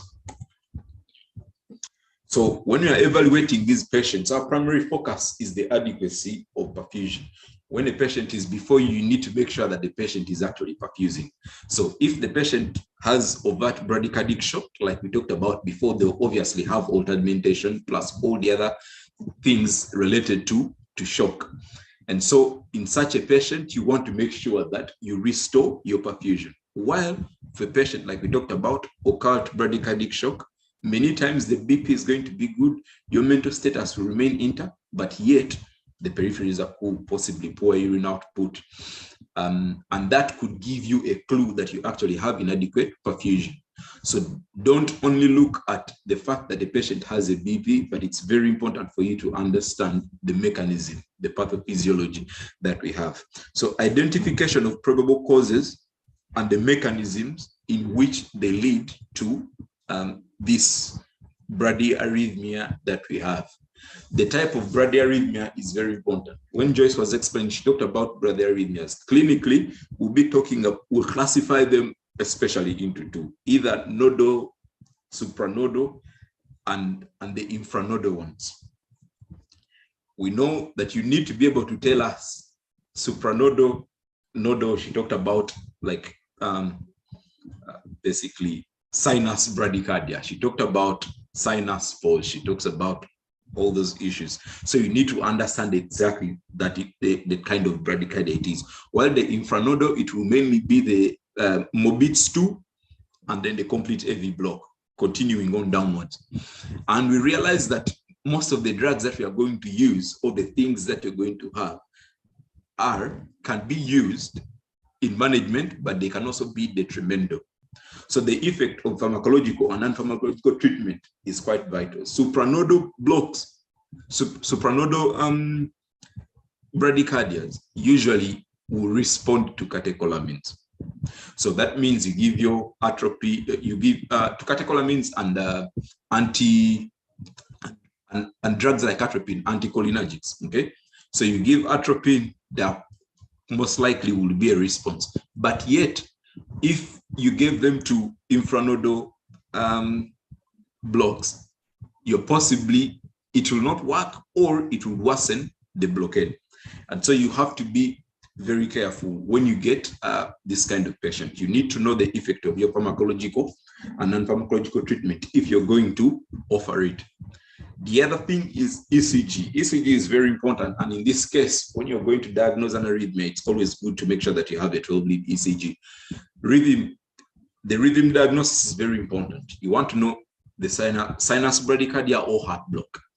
And in bradycardia, supranodal, like we said, or nodal, supranodal, you want to know whatever exactly it is according to your ECG.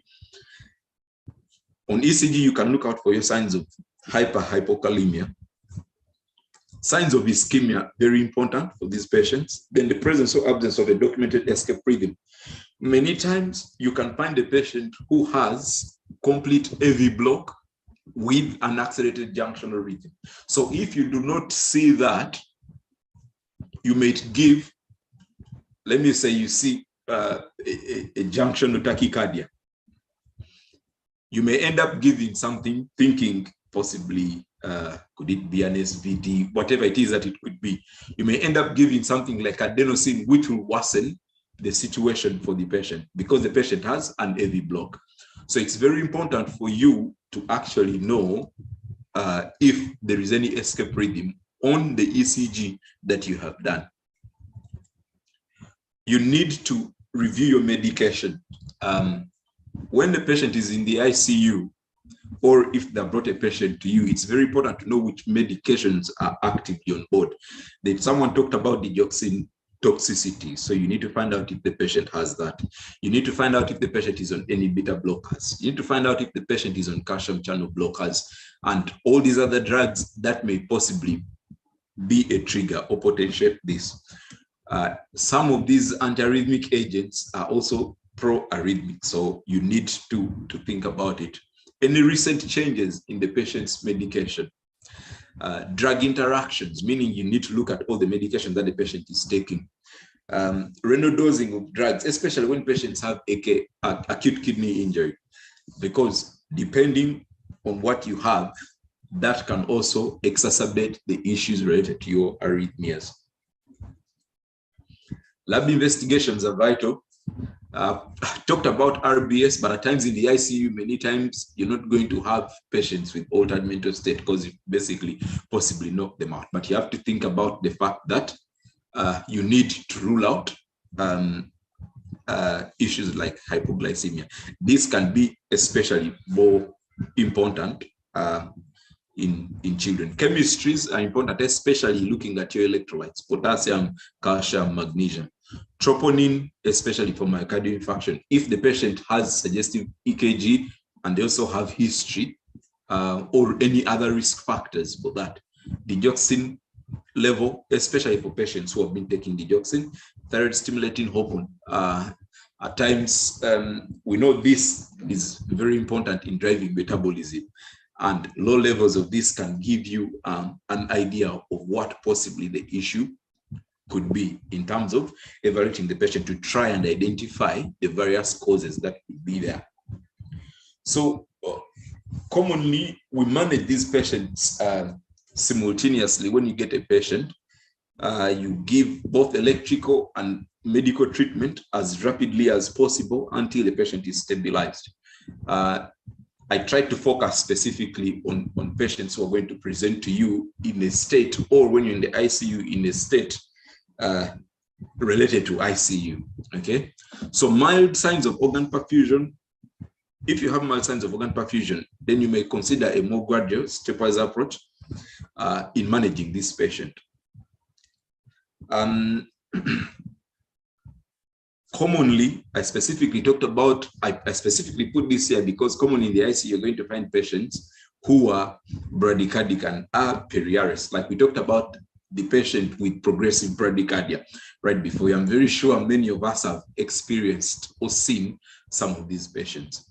So usually our first go-to will be epinephrine and atropine. But given the mechanism that we talked about and the way the patients will present, you find that if at all there are any signs of hypoperfusion, if the patient is hypotension, of course, epinephrine will be the better drug to start with. But if you cannot get it, still go with atropine, because increasing the rate will possibly buy you some time if it can actually respond to the rate. But at the same time, don't do only one thing. Like we've said, you do both medical and electrical management. If you have pacing available, try as much as possible to quickly initiate temporary pacing, and you can follow this algorithm depending on what is readily available to you as you get history, as you get more information. Possibility of using calcium, if at all it was local anesthetic toxicity and you have intralipid, if at all it is beta blocker toxicity, you can give glucagon. So depending on what you think would possibly be the issue, you try and make sure, like we said, maintain your hemodynamic status.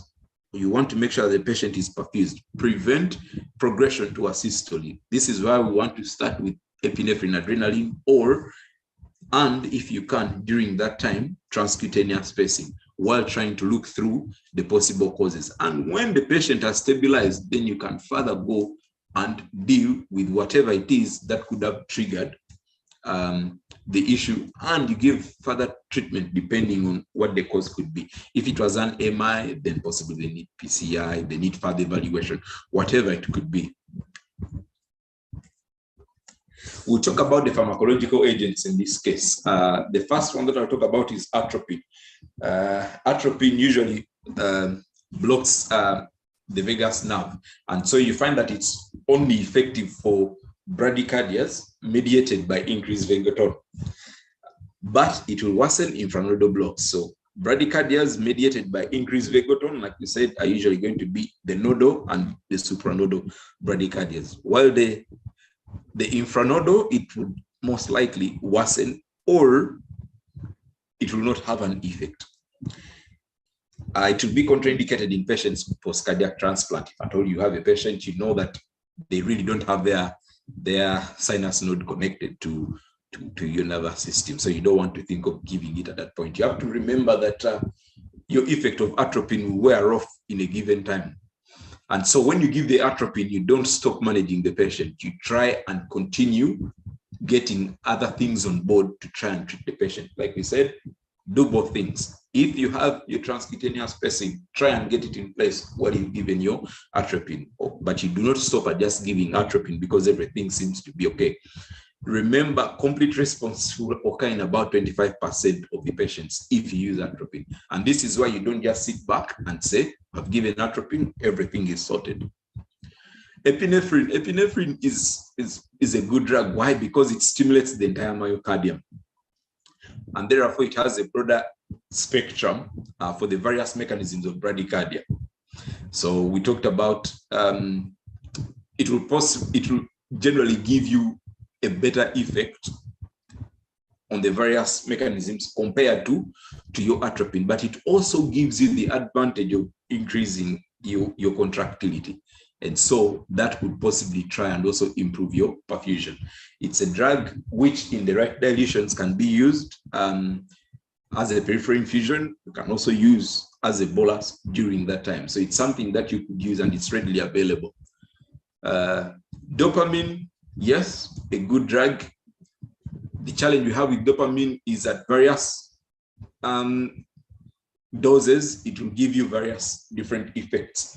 So if you give a dose and it predominantly is giving you vasoconstrictor effect, it could not be good, especially if a patient in whom you're trying to get chronotropy. You get significant vasoconstrictor effect, it will worsen, you'll get a reflex bradycardia, which will worsen your already bradycardic patient. And so it's a drug readily available, very stable, but it's not one of those things you want to run too fast. If at all you have other options, you would use those other options. Calcium, it's often really underutilized in bradycardia, but you have to remember that it can be used in various cases, like they mentioned before, in hyperkalemia, hypocalcemia, hypermagnesemia, calcium channel blocker toxicity, beta blocker toxicity. So it's one of the things that you should think, because if a patient has been on all these has any of these things, or if you're suspecting any of these things, it would be good to give calcium. The good thing with calcium is we can do a bedside test. Usually we do our ABGs and we can get the levels of ionized calcium. We usually want a moderate hypercalcemia during that time, about 2 to 3 millimoles that you can accept. So the beauty is you give the calcium, you'll be able to know how much you have reached, which will not happen with some of these other drugs. And so it's something that you'd always consider at times. Dobutamine is a beta agonist, causes systemic vasodilatation. And so it's one of, it will be good for bradycardic patient with a normal BP or increased BP, because it will give you a little bit of vasodilatation, and so, and give you a bit of some chronotropy. And so in that way, you will not drop your BP significantly. It will basically sort of like maintain your BPs. But if the patient is hypotensive, it wouldn't be one of those things you want to go too fast. Though yes, it can give you some good effects. Isoproteinorate is a pure beta agonist, and it's very good for bradycardia. Challenge is it's very expensive. I don't think I've used it before. Possibly some of you have. Some other drugs that we've heard about, not commonly used, but aminophylines, theophylline, can also be used, especially in 2nd and 3rd degree heart blocks associated with MI, inferior MI, spinal cord injury, carotid sinus syncope. Ticagrelor is an anti-platelet, but can induce bradycardia. So it can be used in some of those things. We've seen many cases where you receive a patient that have given a lot of local anesthetic while in OT, then they bring the patient to you, and the patient has significant bradycardia. Always think of local anesthetic toxicity, and in some of those cases, you could use intralipid. It has also been used in cases of beta blocker and calcium blocker toxicities. Not as much, but yes, you can give as a trial. But for local anesthetic toxicity, it would be a good choice. Use of glucagon, especially in beta blocker toxicity as an antidote, but you could also use it in calcium blocker toxicity. So we'll talk about temporary pacing technique. So we talked about our goals of management. We said you must identify. When you identify, you differentiate between the arrhythmias. When you differentiate between the arrhythmias, it will give you a guide on what to investigate. The next thing is you want to make sure you avoid, you want to make sure you maintain perfusion. And so we've talked about the drugs that we can use and when to use them. We're going to talk about the electrical techniques, temporary pacing, transcutaneous pacing, transesophageal pacing, and transvenous pacing. I do not know if all of us have come across this, but like we said, in our management, you want to go both ways, because the medical management, yes, you can start, but it may not give you a sustained effect. So if you can pace while you're giving your atropine, do both at the same time as you stabilize the patient before you settle the patient. So indications, if the patient is hemodynamically unstable and you've given your atropine, it's not working. Someone asked a question about starting pacing in a patient who has had a cardiac arrest. If it is a witness cardiac arrest at that point in time and you're able to institute pacing, it has been found to actually help. But if it is not a witness cardiac arrest, don't waste your time to try and start pacing. Go and do your CPR. But if you've witnessed the arrest, please go on and give and start your pacing immediately. You can also use it in failed intrinsic, when the intrinsic pacemaker has failed. So the things you should watch out in these patients are, one, it is uncomfortable, especially when you reach a given threshold of energy that you're using. So always consider sedation. When you're going to pace these patients, you can actually do synchronized or asynchronized pacing. You usually want to pace just enough to give you a good cardiac output in order for you to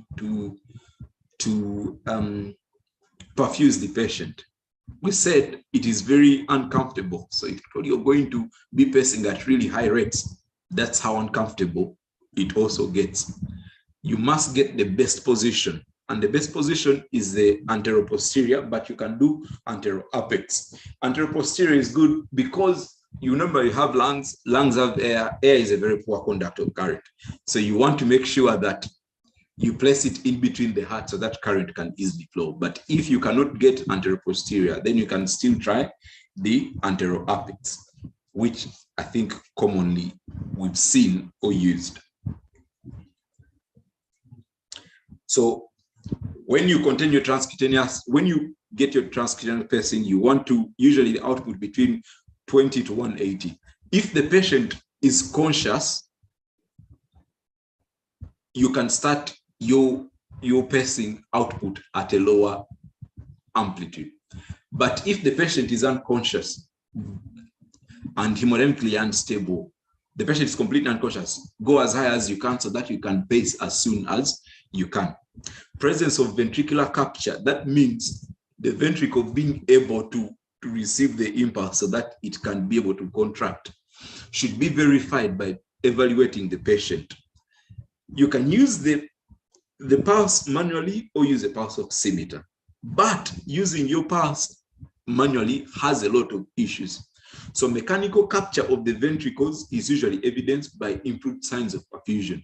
The only way you're going to know that you have mechanical capture by the ventricles, we should be able to see your BP get better with your increased pulse rate as seen on your pulse oximeter, or if you can feel the pulses, the patient getting warmer, improved urine output, your mentation getting better.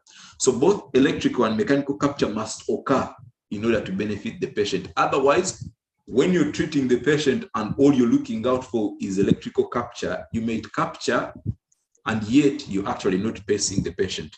So palpation of pulses may be difficult because at times you have excessive muscular response, especially if you're using very high current to pace the patient. So the best thing is, if in the ICU or if you have access to a pulse oximeter, you look at your pulse oximeter and you look at your monitor that you're using to pace the patient with, and you'll be able to see that with every beat, you also get a pulse.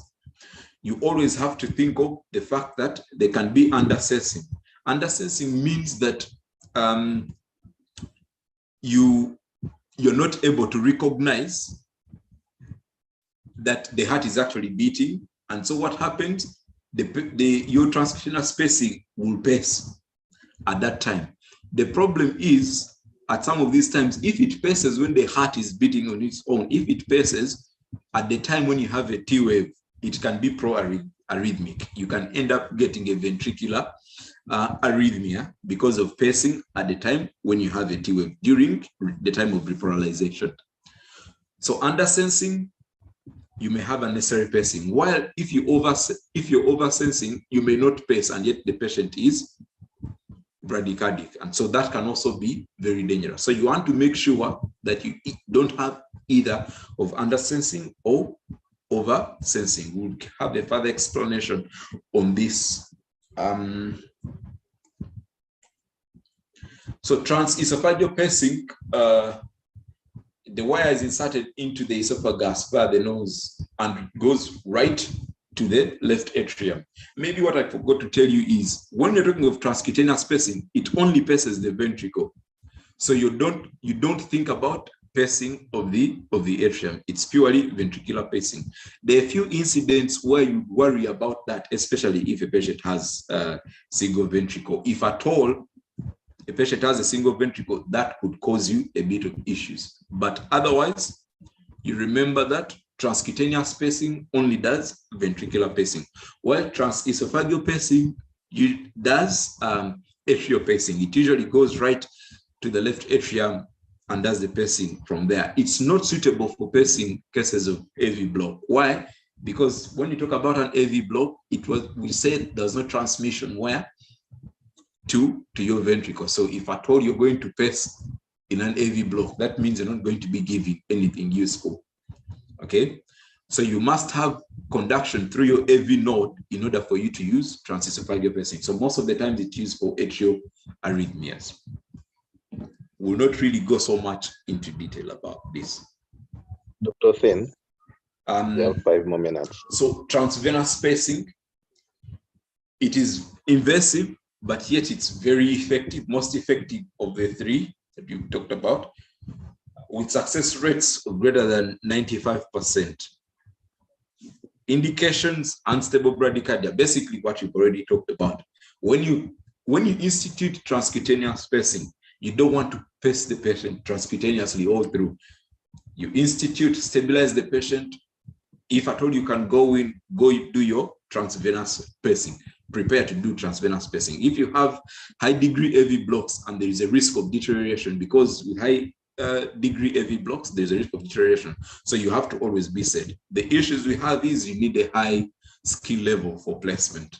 Placement can be done under fluoroscopy, that is in the cath lab, or you can use ultrasound guidance, meaning the person going to place this has to be really good and know what they're doing.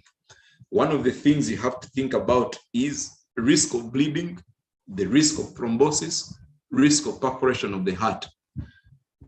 And you must know, if you're the one in the ICU who is receiving this patient, you must know your equipment well, because when they bring to you a patient with transvenous spacing, you need to know that it is spacing. You need to know whether it is spacing or not.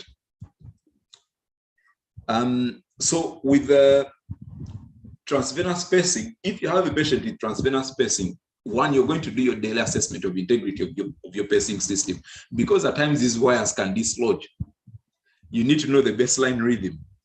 Is the patient pacemaker dependent? Because if the patient is pacemaker dependent, then you want to make sure that that pacemaker is always working. Otherwise, if there is any mishap, the patient will go asystolic, and that will be it. You need to know the site of the pacing wires. Is it just atrial? Is it ventricular? Is it both atrial and ventricular? The type of pacing, depending on the wires that have been put in. Are we pacing atrium? Are we pacing ventricle? Are we pacing both atrium and ventricle? You need to assess your pacing. That is your sensitivity and output. I'll explain sensitivity simply as this. When you get a patient, you need to test your sensitivity. Sensitivity means that your ability to detect the heart, the electric activity of the heart. Okay, so if I told you you're too sensitive, that means even a small impulse will be detected.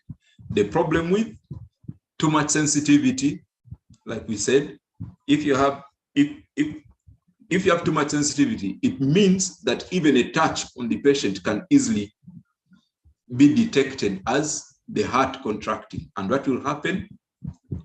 The patient will not be paced, and yet it's actually the heart is not active. So you need to put that at the back of your mind. That is basically sensitivity. While if the sensitivity is very poor, meaning even when the heart is beating, it will not recognize that the heart is beating. And so what will happen? You just continue pacing. Well, output is basically the energy that you're using to give the heart so that the heart can be able to pump. So this helps you to assess a patient and know that your wires are still in the right place or they have actually moved.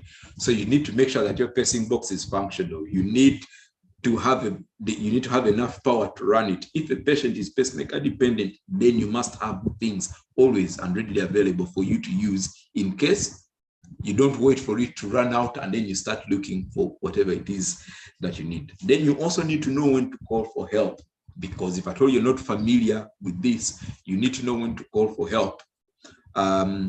Because many times in the ICU, we've talked about issues that can happen. Yes, it could be issues related to the pacemaker, but it could also be issues related to thrombosis. And so you should always keep that at the back of your mind, that you continually assess a patient with transvenous pacing. Dr. Thin? Yes. I'm sorry, you have about 5 minutes. Okay, sure. Winding up. So I'll lastly talk about permanent pacemakers. These will be considered as definitive and chronic management for bradycardia. So there is a criteria that you use for the type for giving someone a permanent pacemaker.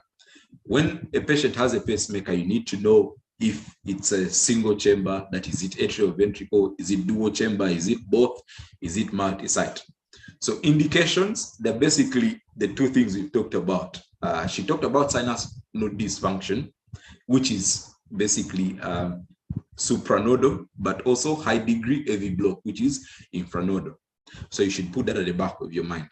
The thing is, to place a permanent pacemaker, you require a given skill set. So we not expect you to know how to place it, but would expect you to know how to deal with the pacemaker or how to deal with the patient who has a pacemaker when they come to you. So the take home here is that bradycardias are common and can be fatal. Correct diagnosis and understanding of mechanism of bradycardia is vital. The goal of management is to maintain perfusion, treat the patient and not the monitor, know when to call for help, and know your equipment. Thank you.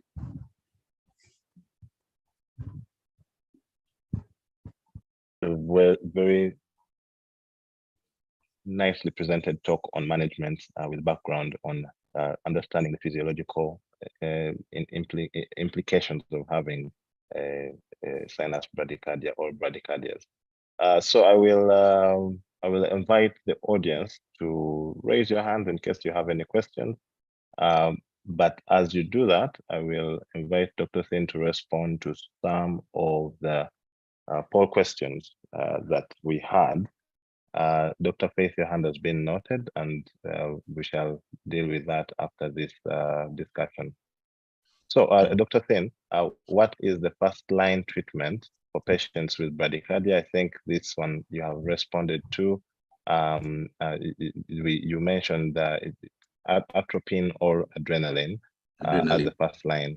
Yes, 97% of the audience picked atropine, which is fine. And then if no response, in case of no response to atropine, what is the next appropriate choice in treating unstable bradycardias? The options are dopamine, adrenaline, pacing, glucagon, aminophylline. We have 57% of the audience saying pacing. What's your take? So good. So if you remember what we talked about, when you're managing these patients, manage in all ways. Don't take one. If the patient has hypoperfusion, yes, you can give atropine, but if you can give adrenaline, the better. Why? Because it has good effects of increasing your contractility. Atropine will only increase your rate, but adrenaline would increase your contractility also. So yes, you can give atropine if you have, but if you can, better to start with adrenaline. And during the same time, organize to go for pacing. All right. And then in patients with bradycardia and no adverse features or high risk progression to asystole, we shouldn't initiate treatment. Is that true or false? 50-50 from the audience. So in case of response, in case of no response to atropine, what is the next appropriate choice for unstable? No, number 3, Dr. Say number 3 is in a patient with bradycardia, but no adverse features or high risk of progression to asystole. Should we initiate treatment or should we not initiate treatment? The statement here says, do not initiate immediate treatment. And the answer is true or false. And we have 50-50 from the audience. So it is a tie. So yes. So in this case, you've said when you have supranodal, there is really no risk of progression. If the patient is hemodynamically stable, there is no need for you to rush. So true. Yes, okay.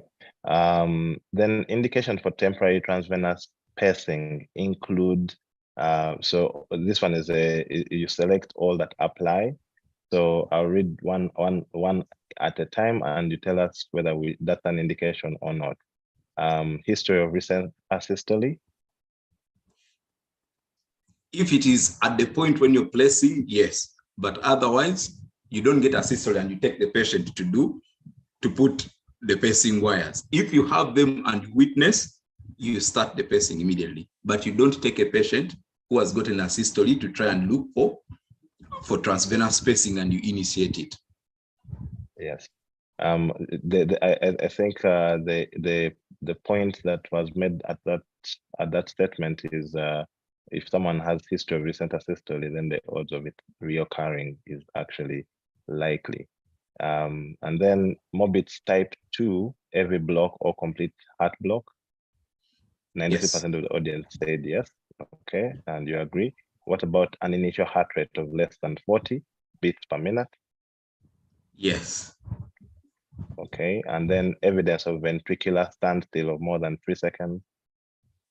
Evidence of ventricular standstill. Yes. Standstill for more than 3 seconds. Yeah, so I think all these are actually indications for transvenous pacing. Number 5, prior to initiating transvenous pacing, the following must be done. And this again for selecting all that apply. The first option is patient preparation. Yes. And then sedation. Yes. And analgesia. I would say yes. Okay, I think it's quite a painful. It's quite a painful procedure to do. Yeah. Yes. And then placement of pacing pads, of course, that is a yes. Yes. And then number 6, second last question, I think, or third last. Sorry. The following are all methods of pacing, and select all that apply. So the first option is percussion pacing. Percussion pacing. Basically using a fist to pace the patient. I honestly don't know about that. That doesn't seem so common. Lately, and I think one of the cases that was presented, the second case, they were doing more compression than actually percussion pacing. On whether it's effective versus compression, that is something that I don't think has been answered. So in most cases, people will probably do compressions instead of percussion pacing, but there are those that have received percussion pacing and it's been effective. And some of the guidelines, including the European Resuscitation, do talk about percussion pacing as an option. So it's an option that can be done, but where it's not effective, compressions would probably be much better to perform. Just that the patient is usually fully awake and it's uncomfortable to compress the chest compared to doing percussion pacing. And then transvenous pacing, temporary transvenous pacing, and permanent pacemaker insertion, I think those you have talked about extensively. And then what is the best position for pad placement in case of cardiac pacing? The option are, this one is single choice question, anteroposterior, sternolapical, both, and then the final option is I'm here to learn. Which of those would you say would be the best position for pacing a patient? So the best position would be anteroposterior, just like we talked about, because you can easily place the pad away from the lungs which have air, and so you have better contact with the heart. Yes. So again, this is dependent on the patient and what interventions are being done. There at least some there's been studies that have compared the two of them, and anteroposterior seems to be a little better. However, there is no concrete evidence to show that sternolapical is less effective.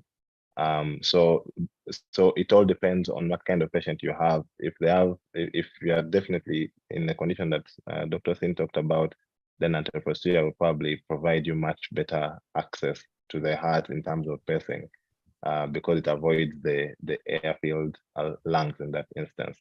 So those who chose both may be the most correct, and then those who chose anteroposterior may be the next most correct. It all depends on the situation you're in. And then right internal jugular and left subclavian veins are the two preferred central venous access locations for transvenous pacemaker placement. The options here are true or false, Dr. Thin? Right internal jugular and right internal jugular and left subclavian veins. Are these the best access points, or are they not the best access points? Right internal jugular and left false. Okay, so there's a tendency to, at least in the Heart Institute, they tend to do femoral. However, there is a problem with femoral because of the implications with the 3 sites trial that did did CVC placements with thrombosis, and then movements are limited, and then the risk of wire dislodgement is also higher. But the tendency to do femoral is usually because of the skill set that may not be available for a majority of cardiologists to perform right internal jugular. So that's why perhaps we see a lot of that. But the right internal jugular and left subclavian veins perhaps provide the most comfortable positions and the least likely positions to get thrombosis and wire dislodgement. And so that means that they would be the most appropriate positions, just that in most settings, it will depend on the skill set of the person who's going to do it. And so that's why in some cases you find settings performing femoral, although that has its own limitations to the patient also in terms of movement. All right, thank you very much, Dr. Thin, and I'm going to ask Dr. Faith to unmute and ask her question to you, and then we shall edge to the end of this CME. Dr. Faith, can you unmute? Thank you very much, Dr. Cornell. I'm using Dr. Faith's computer. Thomas is asking the question. Well, thanks to all the presenters for the good job done today. Mine was what Dr. Cornell had, is it still on? I'd recommend asking questions relating to pediatrics bradycardia. I've noted the practice of use of the butamine vis-a-vis preference for the adrenaline for patients with bradycardia for neonates, whom we do not have a concrete diagnosis of, the cause of the bradycardia. So just wanted some comment on that, the preference, because the babies who have seen so far, we use the butamine. The neonates, they've had normal blood pressure, and then with bradycardia, for which we are not certain of the cause. So I noticed that he discussed the butamine and then probably adrenaline use for preferential, say, supranodal sort of causes of bradycardia. I just needed to know if the butamine is what is recommended. All right, Dr. Thin, please go ahead. Sorry. Yes. So basically, when you look at all the guidelines, the first go-to they will tell you is will be adrenaline. Adrenaline, still specifically for what I've talked about, there is no preference that for children you would give the butamine. If it is what you have, yes, you can use. But the thing is, just keep it at the back of your mind that this is what it can give to you at that given point in time. So if the child is hypotensive and you're going to give the dobutamine, then you have to put it at the back of your mind that it can actually worsen your hypotension. But if you have adrenaline, it will be the first drug for you want to go to, because it will give you a much better effects compared to what dobutamine will possibly give you. But yes, dobutamine can increase your heart rate. Yeah, I think I agree with that. I hope, Thomas, you're not referring to dopamine, and you may be mistaking it for dobutamine. I've not seen practice. Well, Dr. Cornell, this in particular, I've seen the practice in the neonatal unit where we use dobutamine, particularly for bradyarrhythmias, and neonatologists would discourage the use of adrenaline. I don't know, maybe relating to its effects with the lactic acidosis issues, since the baby also. I think usually the concerns for neonatologists is the increase in the SVR. I think the challenge here is sometimes people don't fully understand the dose rate required for adrenaline for specific receptor affinity. And yes, that therefore may lead to people misinterpreting that every time you give adrenaline, it's going to increase the SVR, which is not the case. depending on the dose rate, some receptors will not be activated while some will be activated. And so the use of adrenaline in lower doses will actually activate a lot more beta, and therefore will not lead to massive increases in the SVR. Same thing with dopamine. However, each of them, if you increase the dose rate, then it will increase. So I think it's all about unfounded fears in the use of some medication, and it must be rooted in lack of experience with using some medication. If you achieve the goals that you set out to achieve, I think that is fine, because there is no data to support one or the other. But like Dr. Thin said, you have to be wary on the component of a hypotensive bradycardic child versus the immense fear that you will get SVR and the heart will not be able to contract. The beauty with adrenaline is that it is an all-round adrenergic agonist, and therefore it will enhance even the contractility, and depending on the dose rate, it may also help with the alpha effects to improve the SVR and improve the perfusion pressures in the process. So it would, and that's why most guidelines would recommend it as a first-line therapy in patients who are both hypotensive and bradycardic. So thank you very much, Dr. Yes, Dr. Just something more is, you see, I wanted to ask you if they ever give dobutamine as a bolus. I don't know if it's hearing. No, we are using it as an infusion. Exactly. So the other reason as to why, because you've not seen dobutamine being used as a bolus, but yet you can actually give adrenaline as boluses. And so this is why adrenaline gives you a wider range of what you can do, because you start dobutamine, how long are you going to take for it to reach? You're going to give bigger doses. You give bigger doses, then you possibly have all these other issues. Yet adrenaline you can give in small aliquots of boluses. So that is the other reason as to why, because when you have an emergency, you don't just start small doses of infusions. You want to get an effect, then you can deal with the other things. Yeah. All right. So take home for today's theme. We've talked about bradycardias. We've seen the case presentation, one potentially digitalis toxicity, and the other potentially the process of myocardial ischemia that could have led to the bradycardia.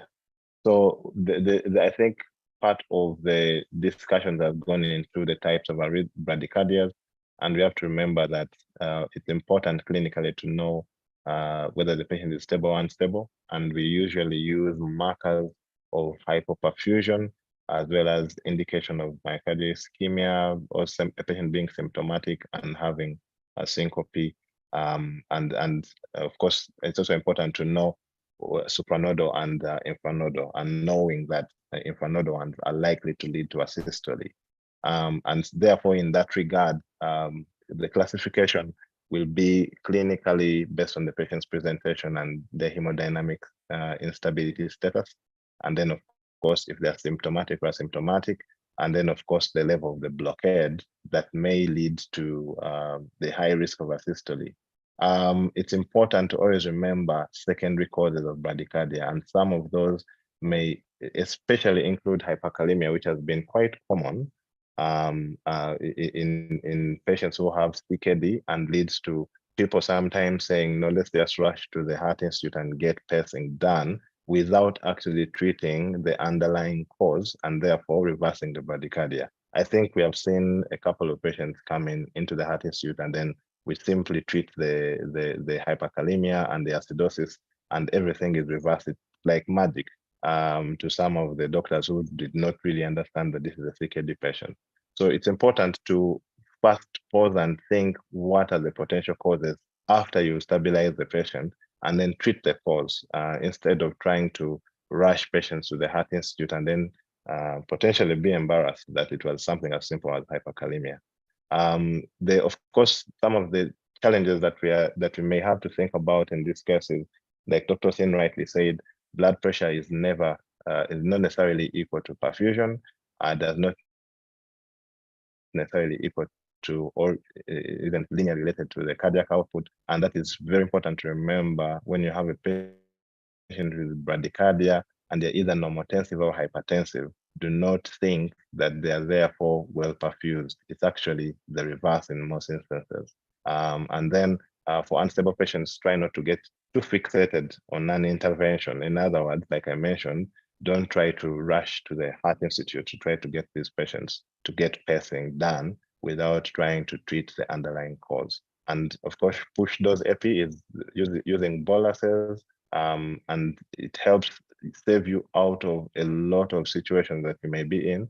And this is why we try to encourage the residents, especially those who are handling emergency cases, to have prepared push dose epi, as well as those in the operating room to have prepared push dose epi. It can be based on the patient's weight, where for pediatrics, you may prepare 10 mics per meal, or for adults, you may prepare 100 mics per meal. But you need to have it available for the event that you may get a situation that requires it. And it may not just be severe bradycardia. And then, of course, paying attention to medication history is extremely important, because if you're going to give calcium, for example, to a patient who has digoxin toxicity, you may actually end up causing a stone heart. And in that process, you may fail to actually reverse the process once you've given the calcium chloride or gluconate. And then I said, Dr. Sin mentioned this, it's important to establish mechanical capture after electrical capture is seen on the monitor. And this can be done through pulse oximetry or looking or feeling for the pulse yourself. And that may help you to understand that, yes, I'm seeing electrical capture, but I'm also seeing mechanical capture. Therefore, the cardiac output is being optimized at that point. And then, of course, fix the cause as much as you need to fix the heart rate. Always remember the cause of the bradycardia. As long as it remains, the bradycardia is going to recur or is going to become refractory over time. And therefore, you need to find the underlying cause as soon as you stabilize the patient. But don't wait to fully stabilize the patient before you try to look for the cause. You can do both things at the same time. And that's why when we're learning the resuscitation of patients, we always know that we have to call for help. Then also, all of you have devices that can help you test patients wherever you are. And it's important that before the emergency cases show up, you actually take some time to practice on these devices, know where the buttons are, know what to turn it to. But overall, if you are not familiar with how to resuscitate patients with bradyarrhythmias, there are ACLS courses that are available for you. There are ERC advanced life support courses that are also available to you. You can get in touch with Dr. Peter Kavuma, and he can help you sign up for one of the courses, and you'll be trained on how to use these devices. All right. I want to thank you all for attending today's CME. We have come to the end of this session, and I want to wish you all a good evening and a nice weekend, and a Merry Christmas and a Happy New Year. Thank you and good night.